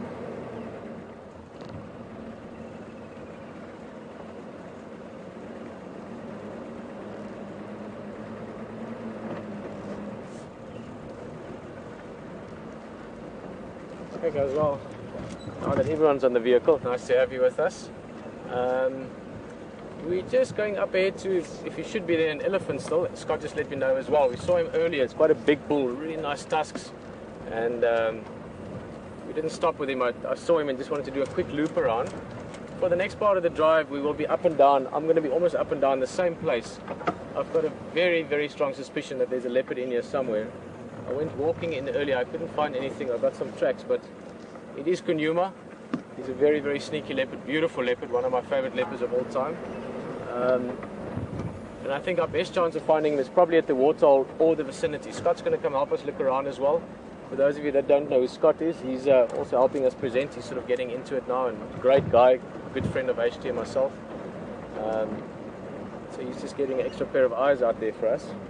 And yeah, so we've pretty much got a relaxed afternoon ahead of us. Big elephant bull. I'm hoping we can get a nice close look at him. And I'm still hoping we might find a leopard now around this time, sunset time, as it approaches. So let's go look at this Ellie, and then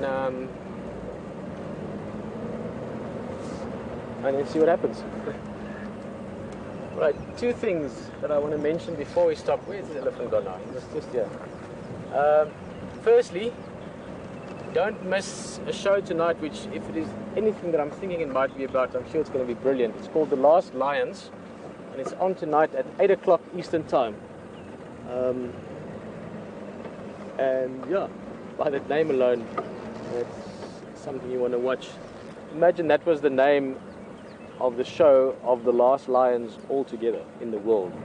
And it's very sad when lions disappear out of one area, or very, encouraging if they manage to stay on. But imagine that was the show on the last lions in the world. How sad we would all be, how glued we'd all be, especially if it could be live and we try and see if they survive. So watch that, Last Lions tonight, 8 o'clock Eastern Time. And we had a question which will maybe just remind me of again. Sorry, I was looking at where this elephant might be now. It's a 6th grade class. Actually, I remember it. It's a 6th grade class.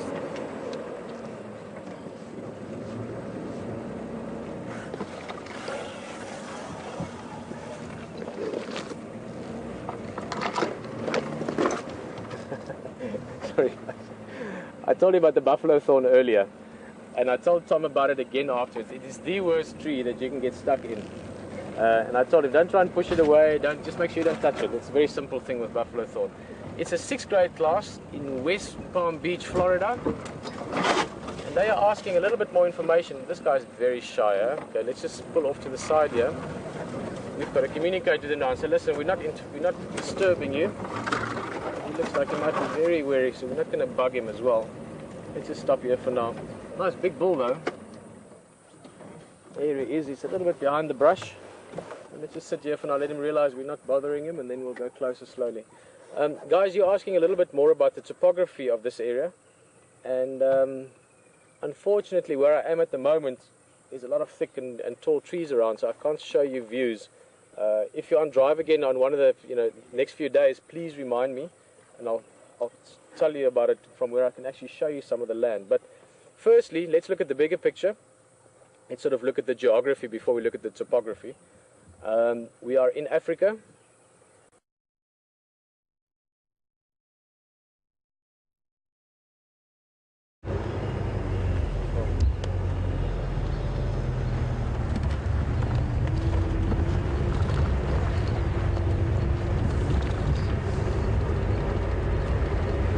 We're just going really slowly along this road here because we just saw a few tracks that VM picked up a couple of tracks. They're a bit old, I think, but they may be lion, I think, but I think it's from a few days ago. Always good just to follow on and see.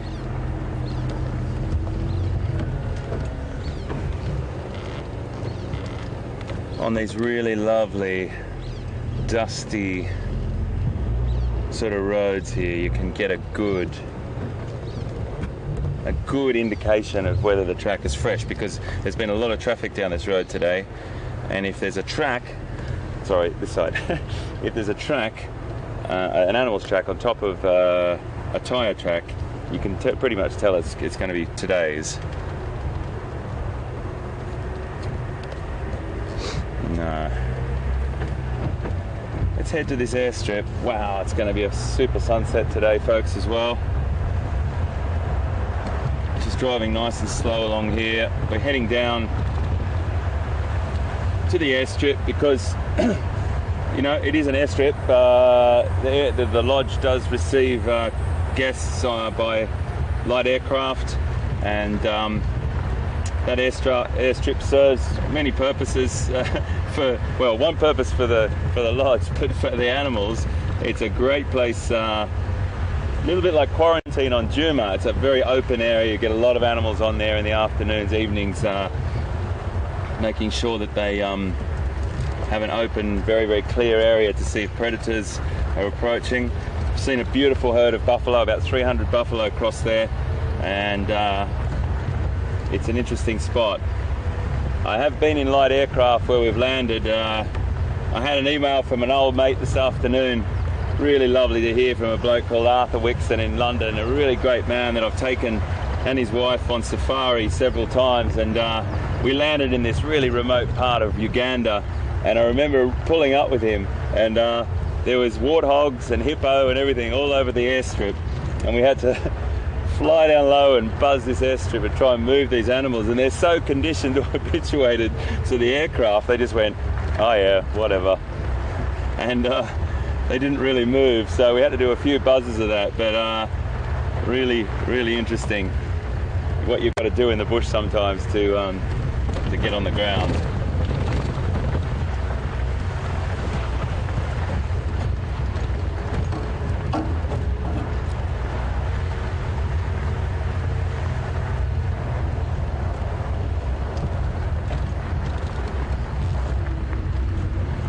It's been really great to have you today, folks. I have to say every day is wonderful, but I just love the interaction between the engagement it's just fantastic. Twitter and all these other mediums that we have, and email, and be broadcasting live to you from here on Nat Geo Wild and online, and everything that we do here on Safari Live is about you, basically. We wouldn't be here without you, and it's such a buzz. It's the most fantastic feeling on the planet.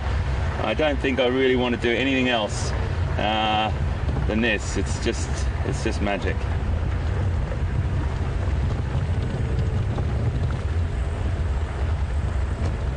Okay, we're going down a little dip here, folks. I hope the signal doesn't break up. I'll take it nice and slow.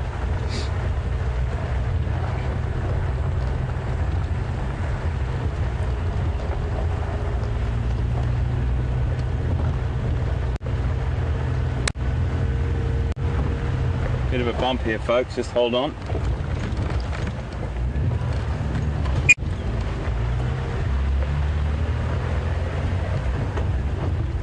Yeah, old Marlon Perkins, hey? Wild Kingdom years ago. I'll never forget that guy.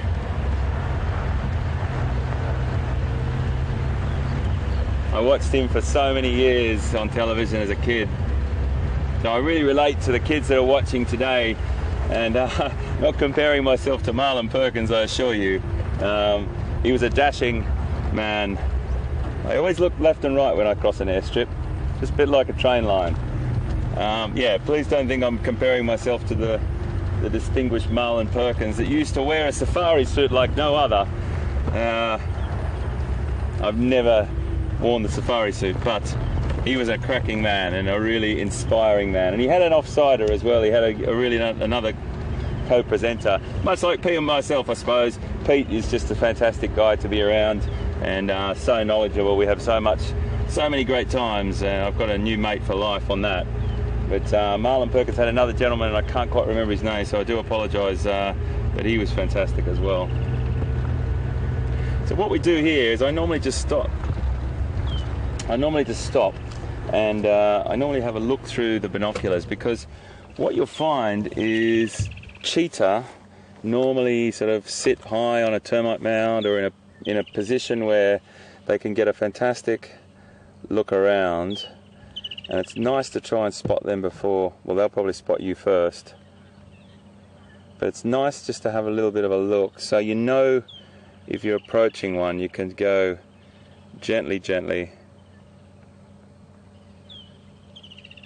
And you know what? It is rare and it is tricky to spot them, but at the same time, you have to maximise your chances. Pete said it as we started this afternoon, sorry. Every time you look for a leopard, you're one more closer time to finding a leopard, and that's very, very true. Same with cheetah, same with everything really. The more you look for cheetah, you're one step closer to finding a cheetah.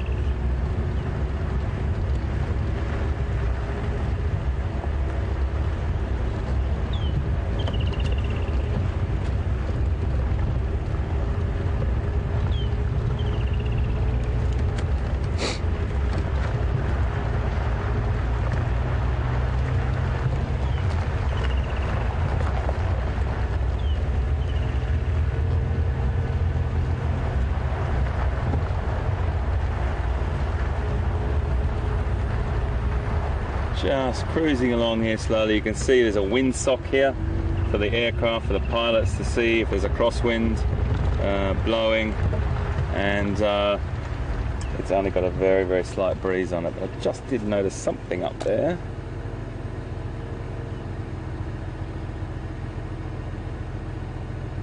What was that? Let's just have a little look-see. A little bit quiet on the airstrip. It's going to be a beautiful night, everyone. A super, super night here in Sabi Sands in South Africa. I can see it's nearly a full moon. I think it's either tomorrow night, maybe, do you think, VM, or tonight? Tomorrow night, yeah. It's not quite full yet up there, but there's some beautiful glow starting to wash across that side. I always like to tell you about the smells as well. The smell that we've got right now is this sort of I don't know, for some reason it activates the coolness starts to activate this smell in the grass that is really sweet at this time of the afternoon. You don't smell it so much in the heat of the day, but as the afternoon starts to cool, you get this beautiful smell of the bush.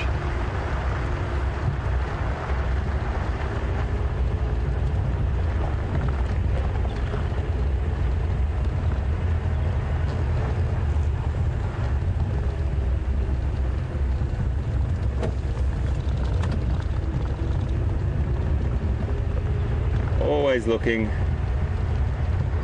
just might see something out of the corner of your eye.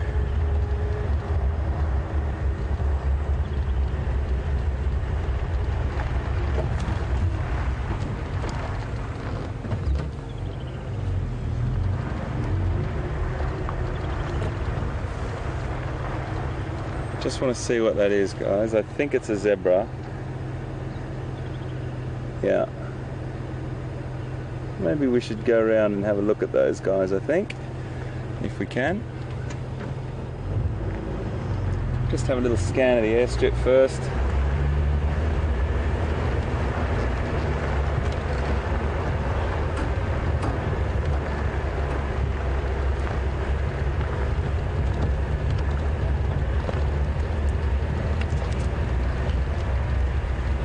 It's going to be a beauty, that sunset.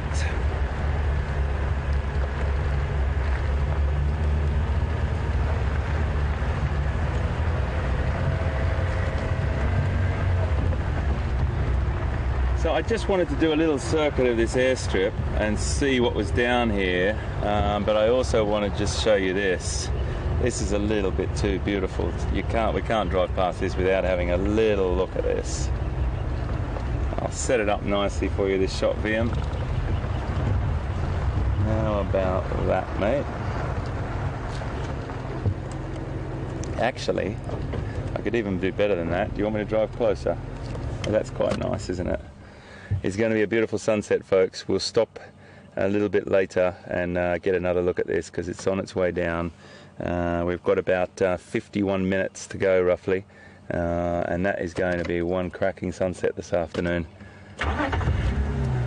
It's part of Africa that we stop for.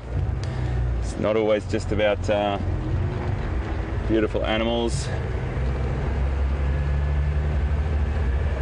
Okay, whilst I'm scanning the rest of this airstrip, if we find anything really interesting, we'll come back to you. I'll also try and keep up with those zebra because I'd like to talk to you a bit about zebra later if we get a chance. If not tonight, tomorrow. But let's cross to Pete and see what he's up to. We'll see you just now.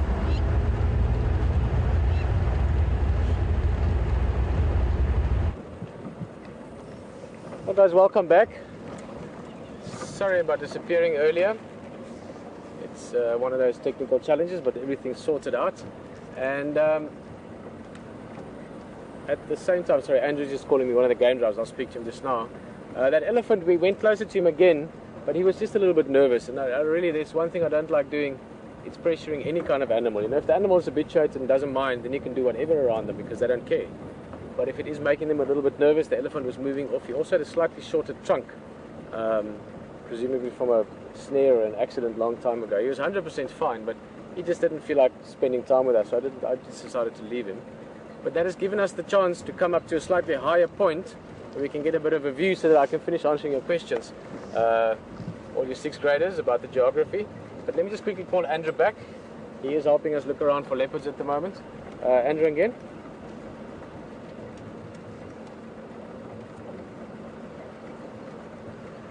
I think it's one of the Madonna Mampimpans between Ingaskaya and Twin Dams Road, Famba towards Voitela Dam direction in Makmakulish Latin. Okay, copy, thanks. But these birds are really pretty. Helmeted guinea fowl. If you look very carefully, you'll see they've got these blue, so the blue head, but on top of the blue head there's like a red, it looks like those old Roman helmets that the Romans used to wear way back in the day, with a comb on top or a brush on top. Lovely area this. I'm just going to roll slightly forward. Just for you guys, as I said, this is a slightly better place to talk about the geography. I think you lost me around about when I said let's start with the geography and then answer the topography question. I was thinking 6th grade, you guys are about 12 years old. So geography would be where we are relative to, you know, each other and the world. And topography would describe exactly what we're looking at. Now, if you look around, I think we just do a very slow pan, Tom, just from the left there. In fact, we can start all the way to the left. We are very close to Voitela Lodge at the moment. So you can see a little light there. That's where Voitela Lodge is situated, going down to the waterhole. Now, quick geography roundup. We are in Africa, which is the continent, and we are in southern Africa on the southeastern part, close to Mozambique. So way down the bottom end of Africa, sort of, but a little bit to the right-hand side if you're looking at the map. South Africa is broken into many different biomes. Biomes would be sort of different natural areas or habitats. Habitats being grass or trees or desert or jungle or forest or whatever.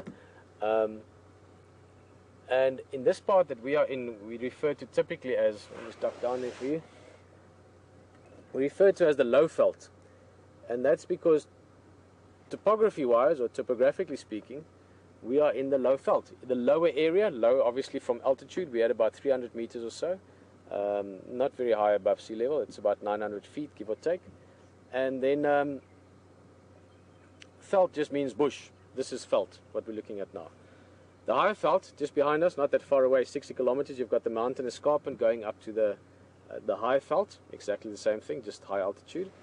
And the topography where we are specific, let's get a bit of a seat here. Get my comms around. There we go. No, not yet. That's better. Well, firstly, the topography here, there's no great mountains or great hills. If you go further into Sabi Sands to the south, about 25 kilometers or so down towards Ulusaba, there's a few small hills, but typically it's very much the sort of rolling, you know, undulating. It's not hills, it's not plains. It's sort of a mixture of just of rolling land. I mean, it's not even hills, but it's got great habitat. So you've got this wonderful grass and bushveld mixture. So you've got lots of broadleaf plants. So again, plants with broad leaves, which makes for good browsing, kudu, impala, and giraffe, and so on, with lots of good grazing in between. And the kind of climate we have, we've got no frost, for instance. It never gets below 0 here. So the grass doesn't die in the winter, so it's great food throughout the year. And the terrain just has lots of these little drainage lines, like where the dam is in, all these little areas that the water runs off from. So there's no big rivers in this area that we're in. There's no big hills. It's sort of just this rolling landscape of sandy land, really, with these little riverbeds in between everywhere, just crisscrossing it almost like veins, all the way making it down to the bigger drainage lines, all the way eventually down to the rivers. So perfect habitat for big game and for wildlife as we've been experiencing.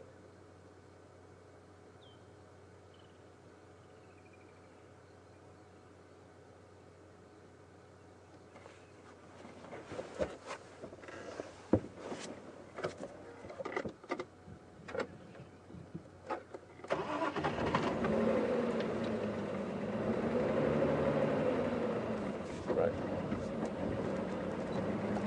Let's take a little drive down to the dam. See some impalas in the distance. They're going to make their way down. I know Scott is checking that side of quarantine for us.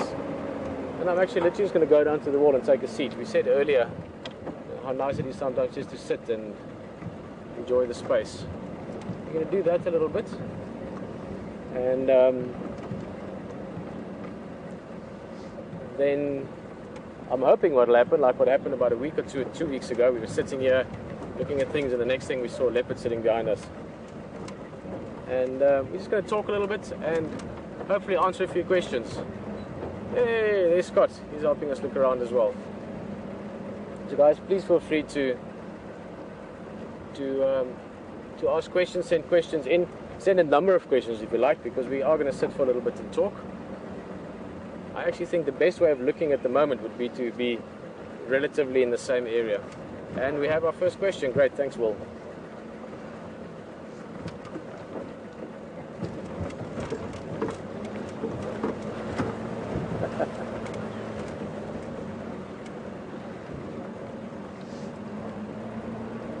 All right, great question. I'm going to just turn up ahead there.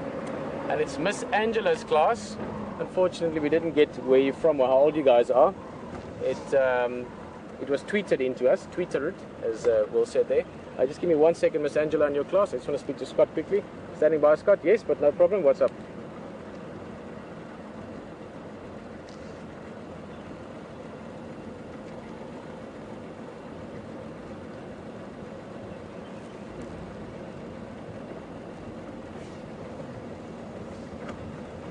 Yeah, Scott, you can look around pretty much anywhere quarantine. I'm going to stay in the dam wall area and that sort of bit of road up and down.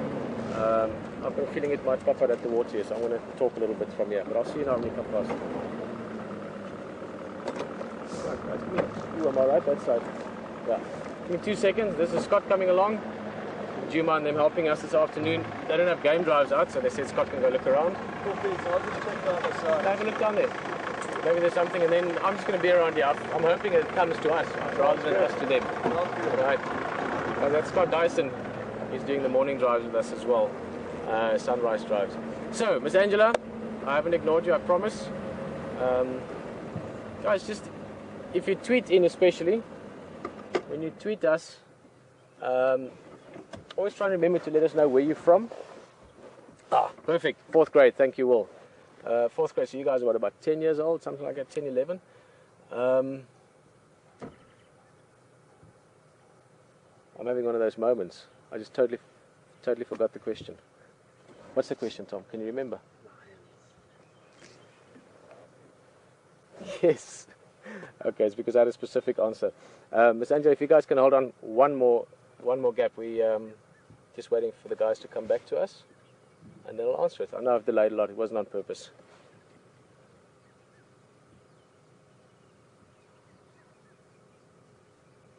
Oh, it's peaceful, huh?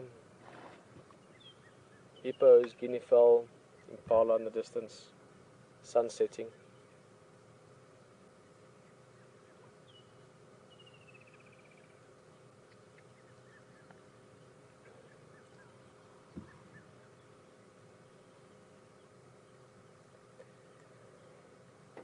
Okay, now we can actually quietly answer the question.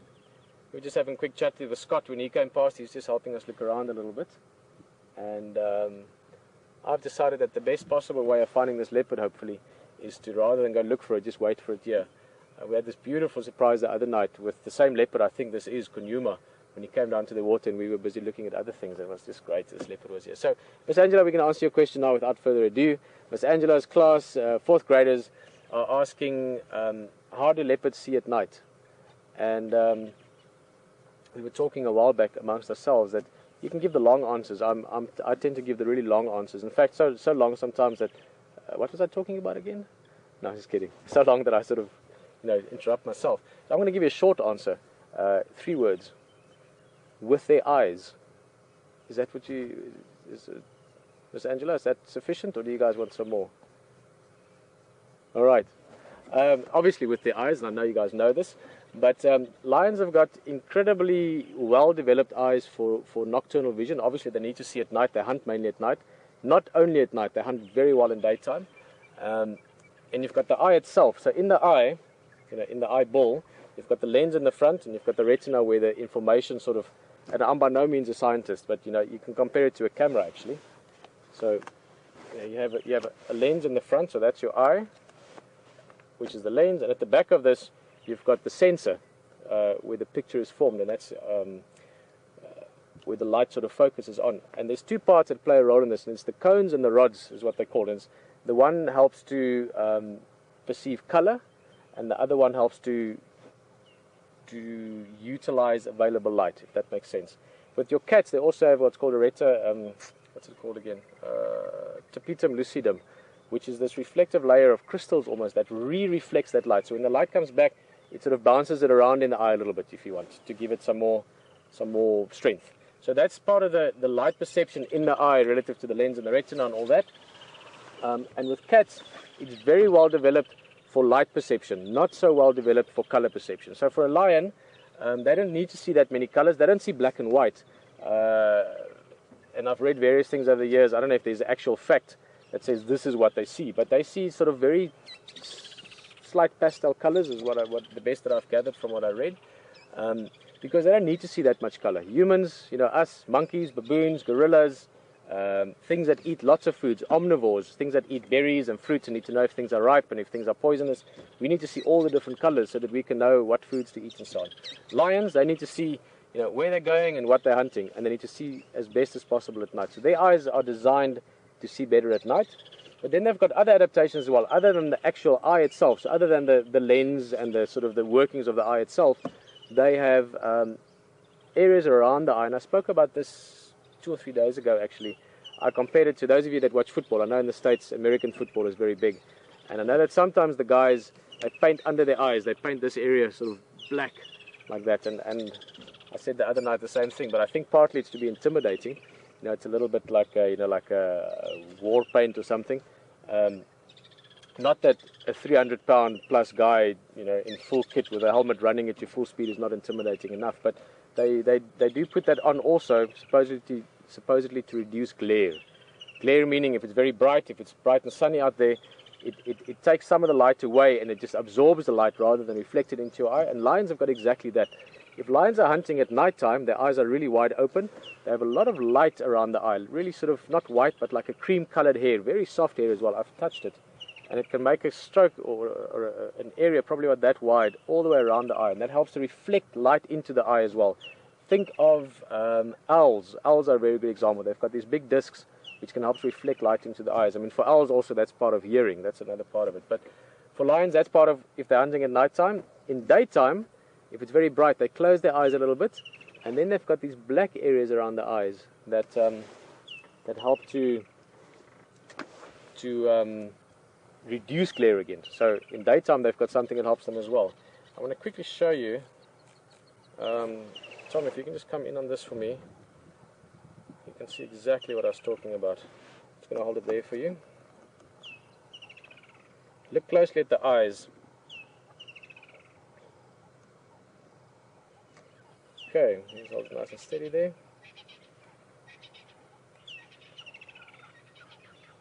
Look there around the eye. So if this female was to close the eyes a little bit more, that white area, so normally I use a piece of grass, but I don't want to climb out now. That white area there will disappear more and it will become darker around the eye. If they open the eyes wide, then that white becomes more prominent. Let me try and show you the same with a male lion.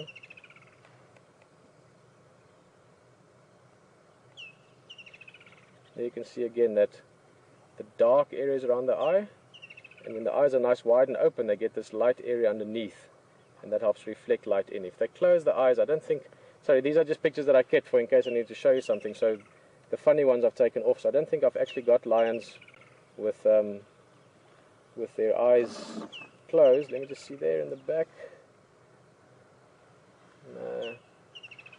No, that's about the best examples of what I wanted to show you. So that gives you an idea of what I was talking about. You can see again. Okay, well I hope that gave you some answers. And, well, you saw a few lions as well.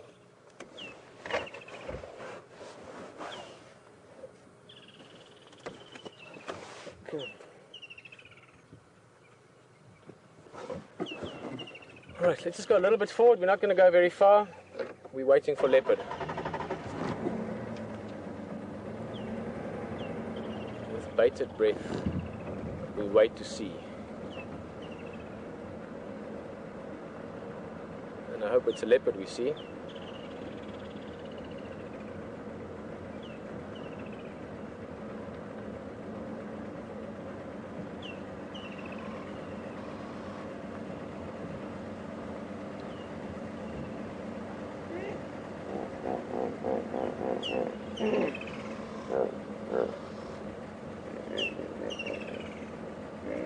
Yes, Tom, that was the hippos.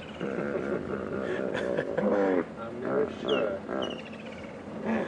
Guys, I'm going to let you in on this little joke because that's the only way it would make sense to you, what I just said. I was tracking earlier, so we're just going to sit here for a little bit. Just want to listen and watch this, and then we're going to go back to the water again. I know it's prettier there, but I do want to see this area. We can drive slowly, I guess.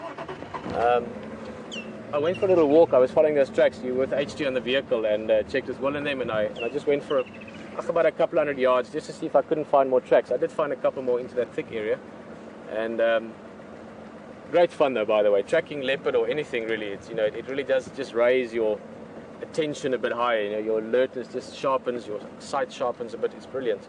But when I got back to the vehicle, probably about a minute or so before I got back to the vehicle, the hippos called. And, you know, I like to mimic sounds a little bit, and a hippo is actually a really nice sound to mimic, especially on a microphone. You can get it sounding pretty close, you know, like you heard just now.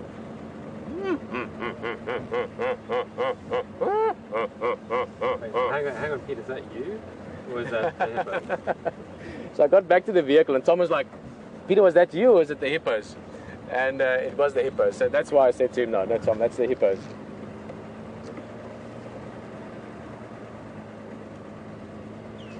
Who knows what a leopard sounds like? Maybe some of you have been on safari. If you've been on safari and you've heard it, you would know it. If you've heard it, you'd remember it. But now it's not that easy to tell us if you know, because, you know, how do you describe what a leopard sounds like? How do you describe this sound? That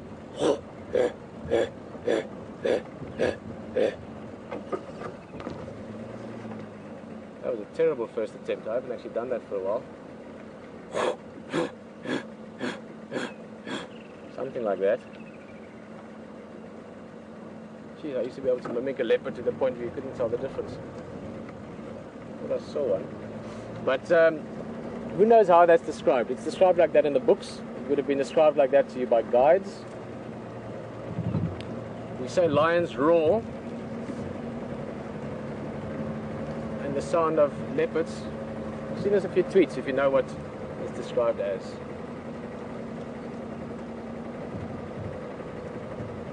I'll give you a little hint. If this was a piece of wood and I was doing this, it would sound like that.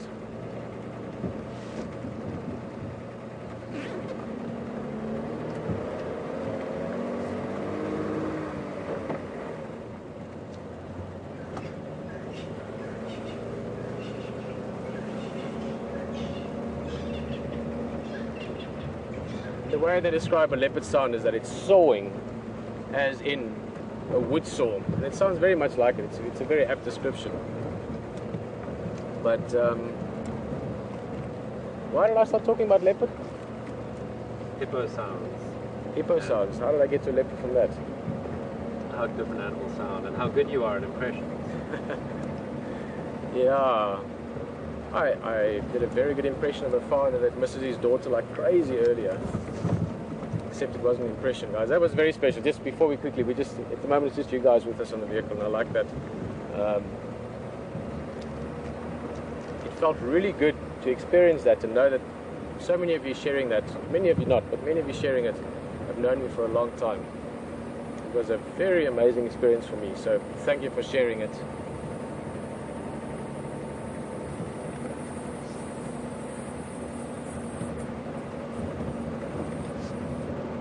Alrighty, Giga has got its full complement of guests on. Welcome everyone. If this is just recent that you've joined us for the drive, we are in Big Cat Week with Nat Geo. Very special thing for us to be part of it. For me personally, it's been a dream since when I was a young boy. And we are on a live safari. We don't know what's going to happen next at all. I'm hoping what's going to happen next is we're going to take a turn and there's going to be a leopard sitting in the road, because I've been looking for a leopard since yesterday that I know is in this area. In fact, I'm pretty sure it's Djuma even, a young male of about 2 years old. We are chatting a little bit, we're answering a few questions, and we have a few questions that we answer. If you do want to ask a question or send a comment or let us know something, you can do so via the Twitter feed at the bottom there. You can see it #SafariLive if you're watching on TV, and you can also email to questions@wildearth.tv. So questions@wildearth.tv or #SafariLive. Will, what's the next question? Will's back in control. He's the director.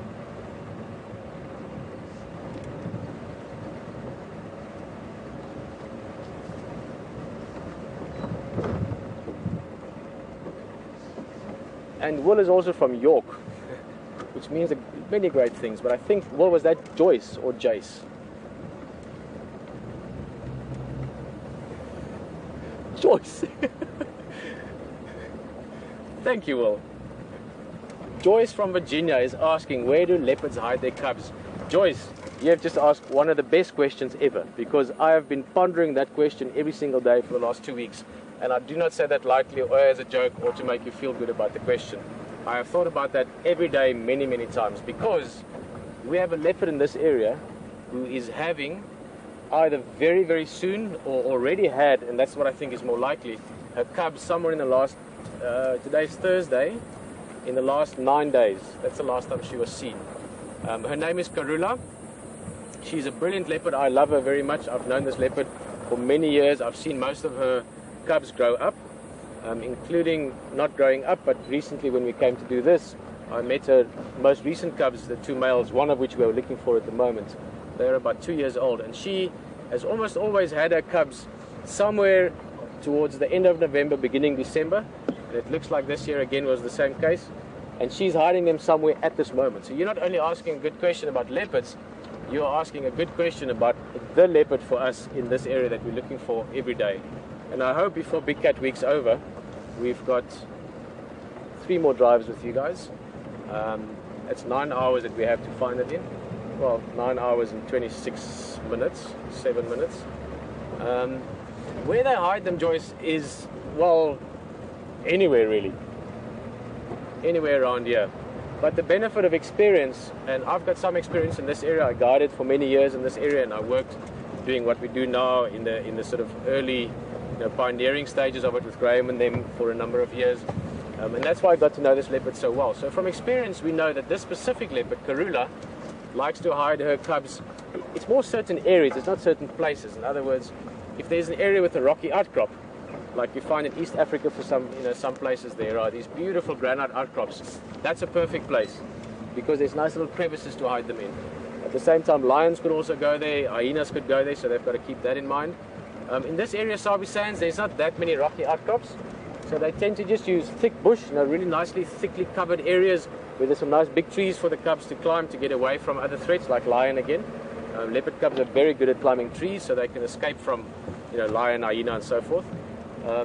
And there are, well, when the cubs are very small, there's 2 places that Karula likes.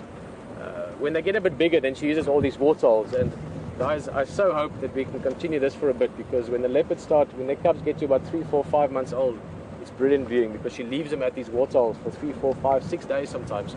I remember we once had 13 days in a row where we saw the 2 cubs, I think it was Mission and Duna, around this waterhole. It was amazing.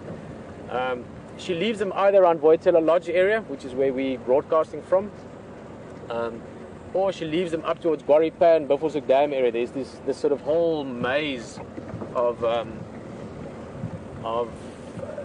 these drainage lines that we talk about, these little stream beds, and it's just a perfect place. I've been in there a few times recently to go look for her. No luck yet, but that's a great place for her to hide them in. And the other one is just in this drainage line.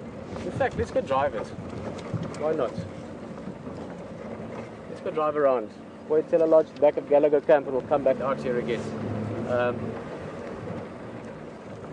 That's the other place that she likes to hide them. Another place out of interest, and this is an important thing to maybe appreciate or to understand, they very often hide their cubs close to, at or in lodges even. At the moment there is a case like this. One of the lodges further to the west of Mabili, there's a private camp there for the owner, and Salaheshe, beautiful leopard female, beautiful cat actually. She's got very young cubs, and she's hiding them up until yesterday. I spoke to one of the guides under the deck in front of the lodge. We've got these wooden decks at many of the lodges for people to walk out on, and under there is a perfectly safe place. And leopards, funny enough, once they get used to people, they can be around people without worrying about them too much. I've seen Karula, the female we just spoke of, in camp here. I mean, I've watched her standing in camp when we lived with Wild Earth, where she was pulling washing from the line. My shirts and things that were hanging there, she was rubbing up against them and dragging them down and rolling on it. Still not sure why. Maybe the scent from the detergent, or maybe just the texture was nice for her. So the point is, leopards get very comfortable around where people are, and rightly so, because we all do share an environment, just as elephants do, and trees do, and zebras and impala and everything else. And 100 years ago, or 1,000 years ago, people had the habit of always hunting, killing, chasing, threatening these animals. But now we don't. There's great harmony now between all the different aspects of life out where we are, including humans. And because of that, these animals build up a trust relationship with us, very different from the relationship they had with humans 100 years ago. Which is an interesting thing to think about, because that is evolution in behavior happening over a very short period of time.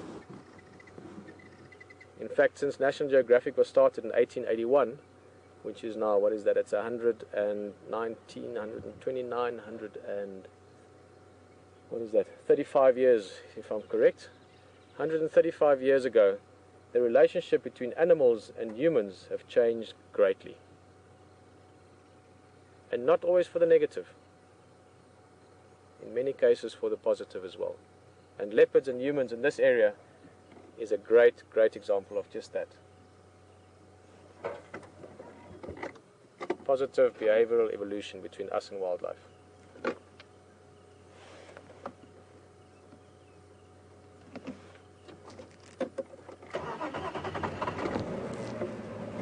Beautiful full moon up there. We're going to cover a bit of ground. Joyce, thank you for a great question.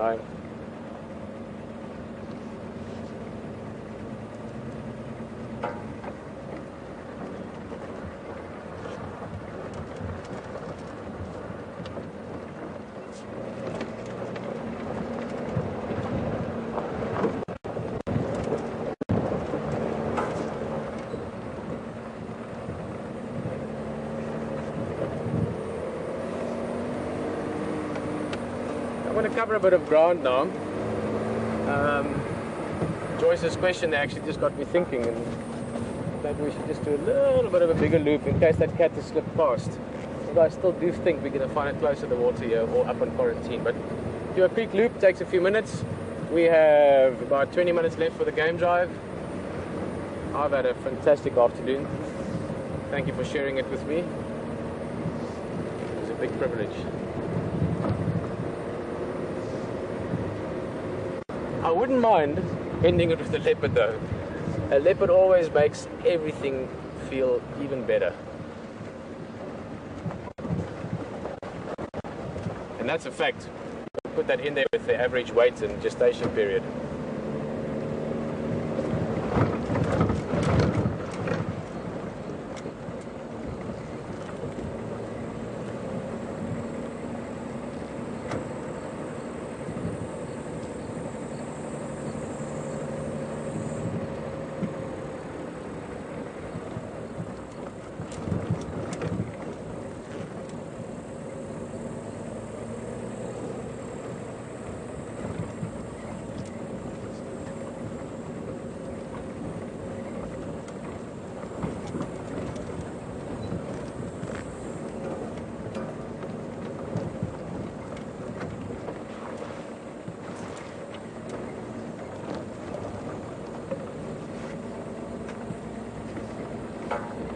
Tom, have you been drinking water?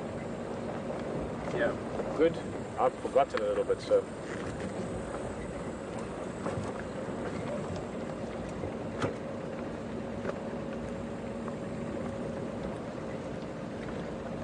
Oh, water can taste so good when you're thirsty.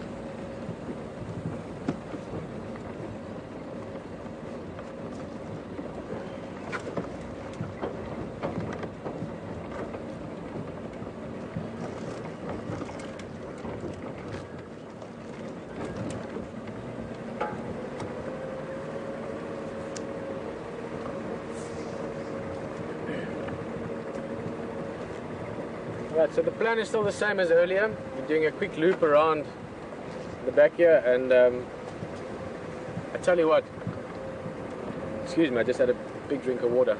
If we find this leopard, Joyce, I trust you're still in the vehicle with us. You would have played a direct role in us taking this road. I wasn't going to do this, my plan was different. And when I started answering your question and started thinking about where these leopards hide their things and where they like to move, I decided to come here. So let's hope you were part of the lucky charm this afternoon.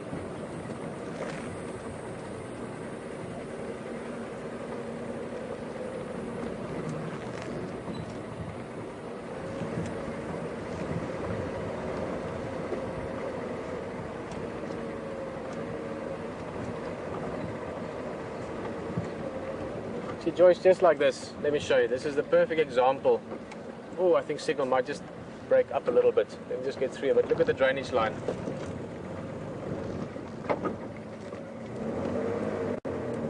Those are the riverbeds. Those are the drainage lines I keep talking about. I'm just going to stand 10 out the back. Thank you.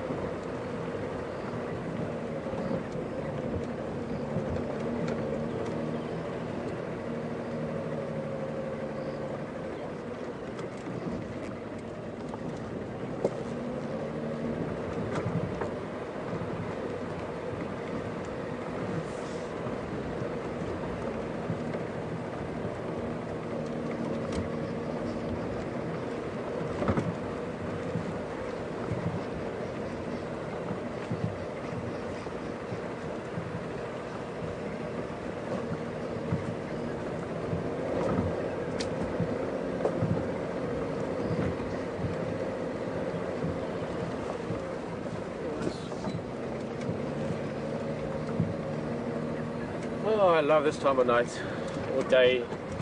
It's not really either.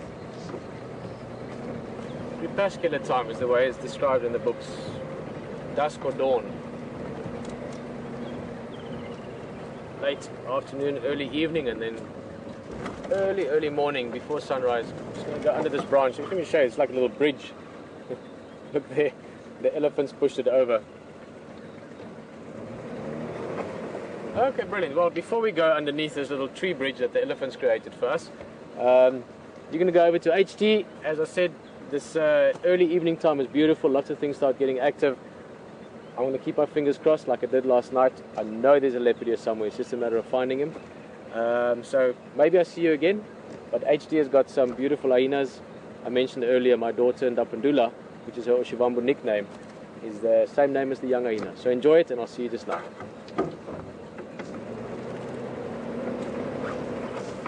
Bending back. Yeah, all the way. Hi folks, well we've just turned up to the hyena den just to see if they were home, and they're very habituated to us, so never ever think that we're putting pressure on this female or anything. So relaxed with us. She was just sleeping behind the vehicle last night when we left here. The little guy over here is with us, but I just want to show you something beforehand, because this is a really nice connection now. And Ndapandula, the little baby that Pete named a while back, and she, not sure what sex it is at the moment, over there, just lying down. We'll go and zoom in. I just want to show you something about what we looked at earlier, and that was that footprint, okay, that footprint of the hyena. And we looked at it, and it was because we looked at, and we knew that it was hyena because of those claw marks. So that's just a nice silhouette there. Brown hyena, a different species, but we're looking at spotted hyena at the moment. And there was that really distinctive little claw, and another one just there. So this is what we were talking about in the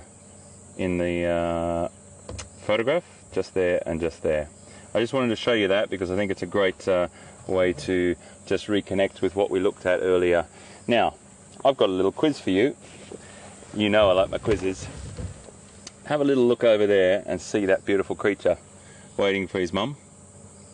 Looking out. Any noise that comes through the bush, he is looking out for. My question is this to you folks, and you can tweet in or email us, There he is. He or she's just getting up and Dapandula. Name me 3 animals that may have used this burrow before the hyena.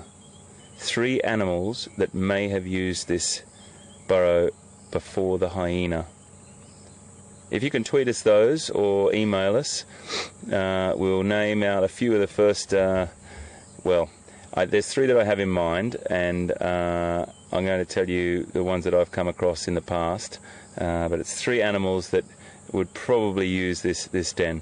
And you're not going to be wrong if you send in some different answers, but the ones that I'll tell you that come to mind for me, 3 animals other than the hyena that may have used this burrow. So send us a tweet or an email and we'll start talking about that, because that's a lovely little way to open up some questions on what could live in this termite mound.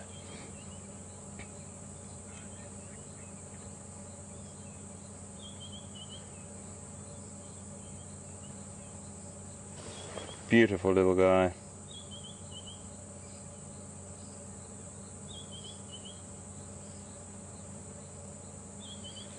So this is where Pete saw the elephant last night and the hyena, and there was a few other hyena, I think, from memory. We just passed our 2 elephant that we had our encounter with earlier this afternoon. They weren't far from where we were actually, so they've been.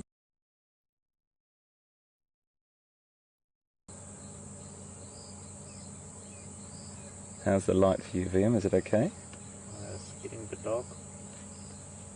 Look at this. You got a bit of a fright then. Didn't know who it was. And he'll probably pop his little head out in a second.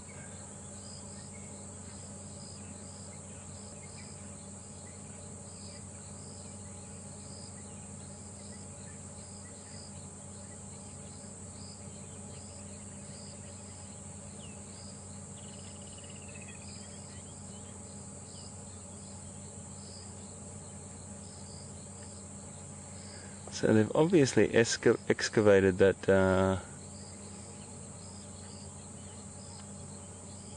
there he comes, and here comes another one as well. Fantastic. Oh, chased him off. I might just get a few little washy lights on here. I'm just going to put the wash lights on here.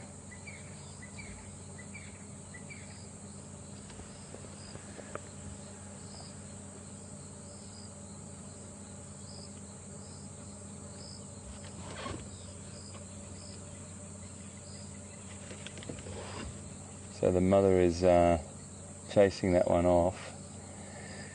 Oh, wow.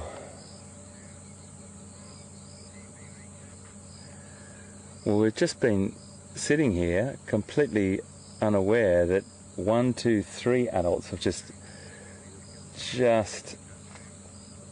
turned up. Now I've got some wash lights over. The light is dropping dramatically here, folks, so I'm just going to, you might hear some rustling around of me, and there's going to be a few vocalizations. There's lots of behavior going on here where greeting and talking to each other, communicating with each other, getting to know who's who. This is a very, very typical greeting where they pop their leg and do a great greeting like this. I've got another individual walking around the side of me here.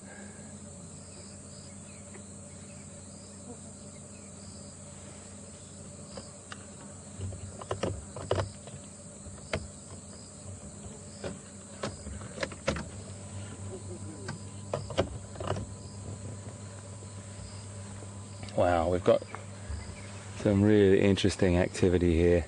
And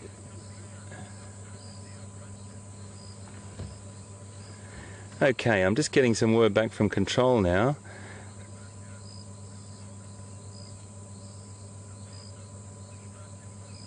Wow, okay. Really nice, really nice. Interesting, guys. I just got the top 3 answers off Twitter from people were honey badger, warthog and wild dog. Okay, I tell you what, they're all correct, and absolutely no problem about that. I would say you're all correct in your answers there. Brilliant. If anyone put down aardvark, then that was a great answer as well, because aardvark are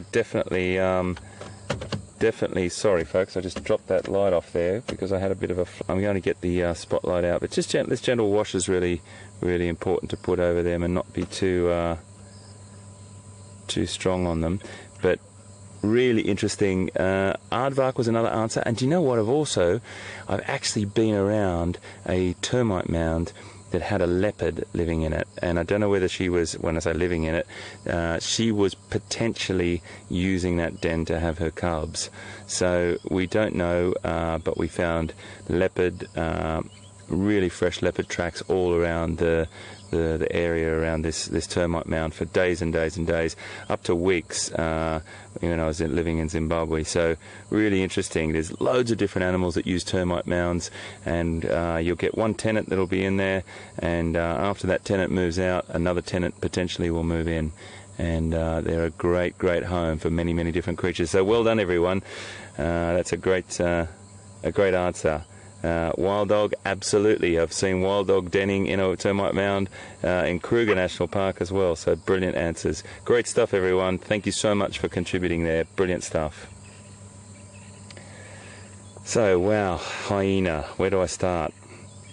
There is so much interesting social interaction that goes on with hyena, and it's very difficult to interpret everything because the clan can be made up of several individuals that stay close to this female, this alpha female.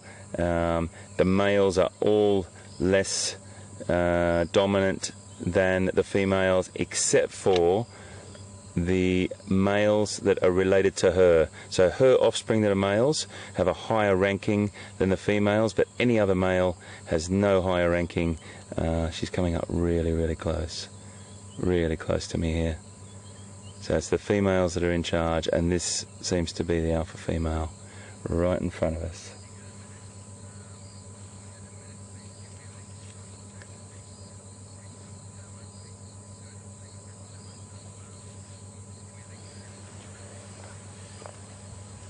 Wow, look at this individual. How close is she? Amazing. Absolutely amazing. Folks, I'm going to close off here while these little guys are playing behind. And I just want to say to you, thank you so much for being with us tonight. It's been an extraordinary drive. We're finishing with a hyena clan. How beautiful does it get? You know what? You are the special ones. You are the ones that have been here making this happen for us. So I just want to say farewell till tomorrow afternoon. I also just want to say there's a fantastic documentary at 8 p.m. Eastern on Nat Geo Wild tonight called Lost Lines by the famous, some of my heroes, Beverly and Derek Joubert. And even Liam said to me just then, they were the two people that inspired him to get into wildlife photography. So please try and get your hands or your head around that one, because that's a brilliant documentary. Lost Lines, 8 p.m. Eastern on Nat Geo Wild. We're going to say farewell from Liam and myself tonight here in beautiful Sabi Sands, Djuma and Arathusa Game Reserves in South Africa. Can't wait to see you tomorrow. We're going to cross the peak. We'll see you now. Well, tomorrow. And quite a special ending here. Got a couple of minutes just to say cheers, but got a beautiful full moon, or just before full moon. It'll be full moon tomorrow night. And we're coming along, and I saw all these falcons flying around, and I actually checked with Paul Kruger, who knows a lot about birds in this area. It's the eastern red-footed falcon, or the Amur falcon, migrating here from Asia. They've moved on now, but they're catching these termites everywhere. And I remember we had this incredible moment with the hyena a while back, catching all these termites all around, there's lots of them, all around Quarantinia. It was one of the moments that I know we'll all remember from this wildlife experience. And I just want to say thank you for joining us today for a very memorable game drive for me personally, just in terms of the sort of emotional, social aspect I experienced it. And I dare say it was a privilege for me to share it with you as well, and to experience that. Yeah, not that much more to say. It's been a spectacular day. It's a beautiful evening. It's very cool to see all of this happening. And I hope you enjoyed it. And look forward to seeing you again tomorrow. We've got the sunrise safari in the morning, and again the sunset safari for Big Cat Week, which is something we all look forward to, and we really hope to see you there.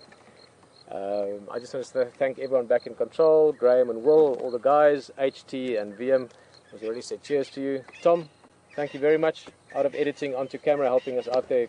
Thanks for your input as well this afternoon. And from myself, Peter Pretorius, I just want to say thank you very much for this privilege to be part of this, and we see you for the next one. Let's try and do this.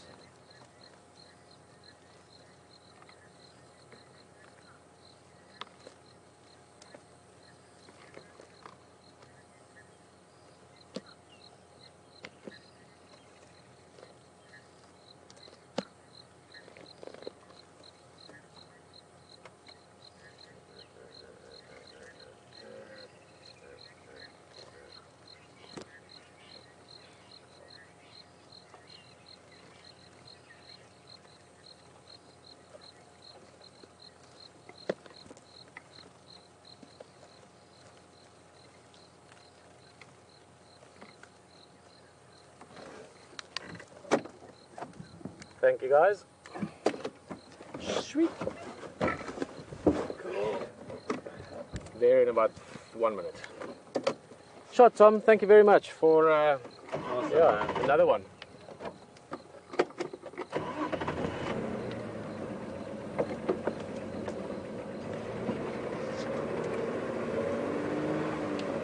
Mm-hmm.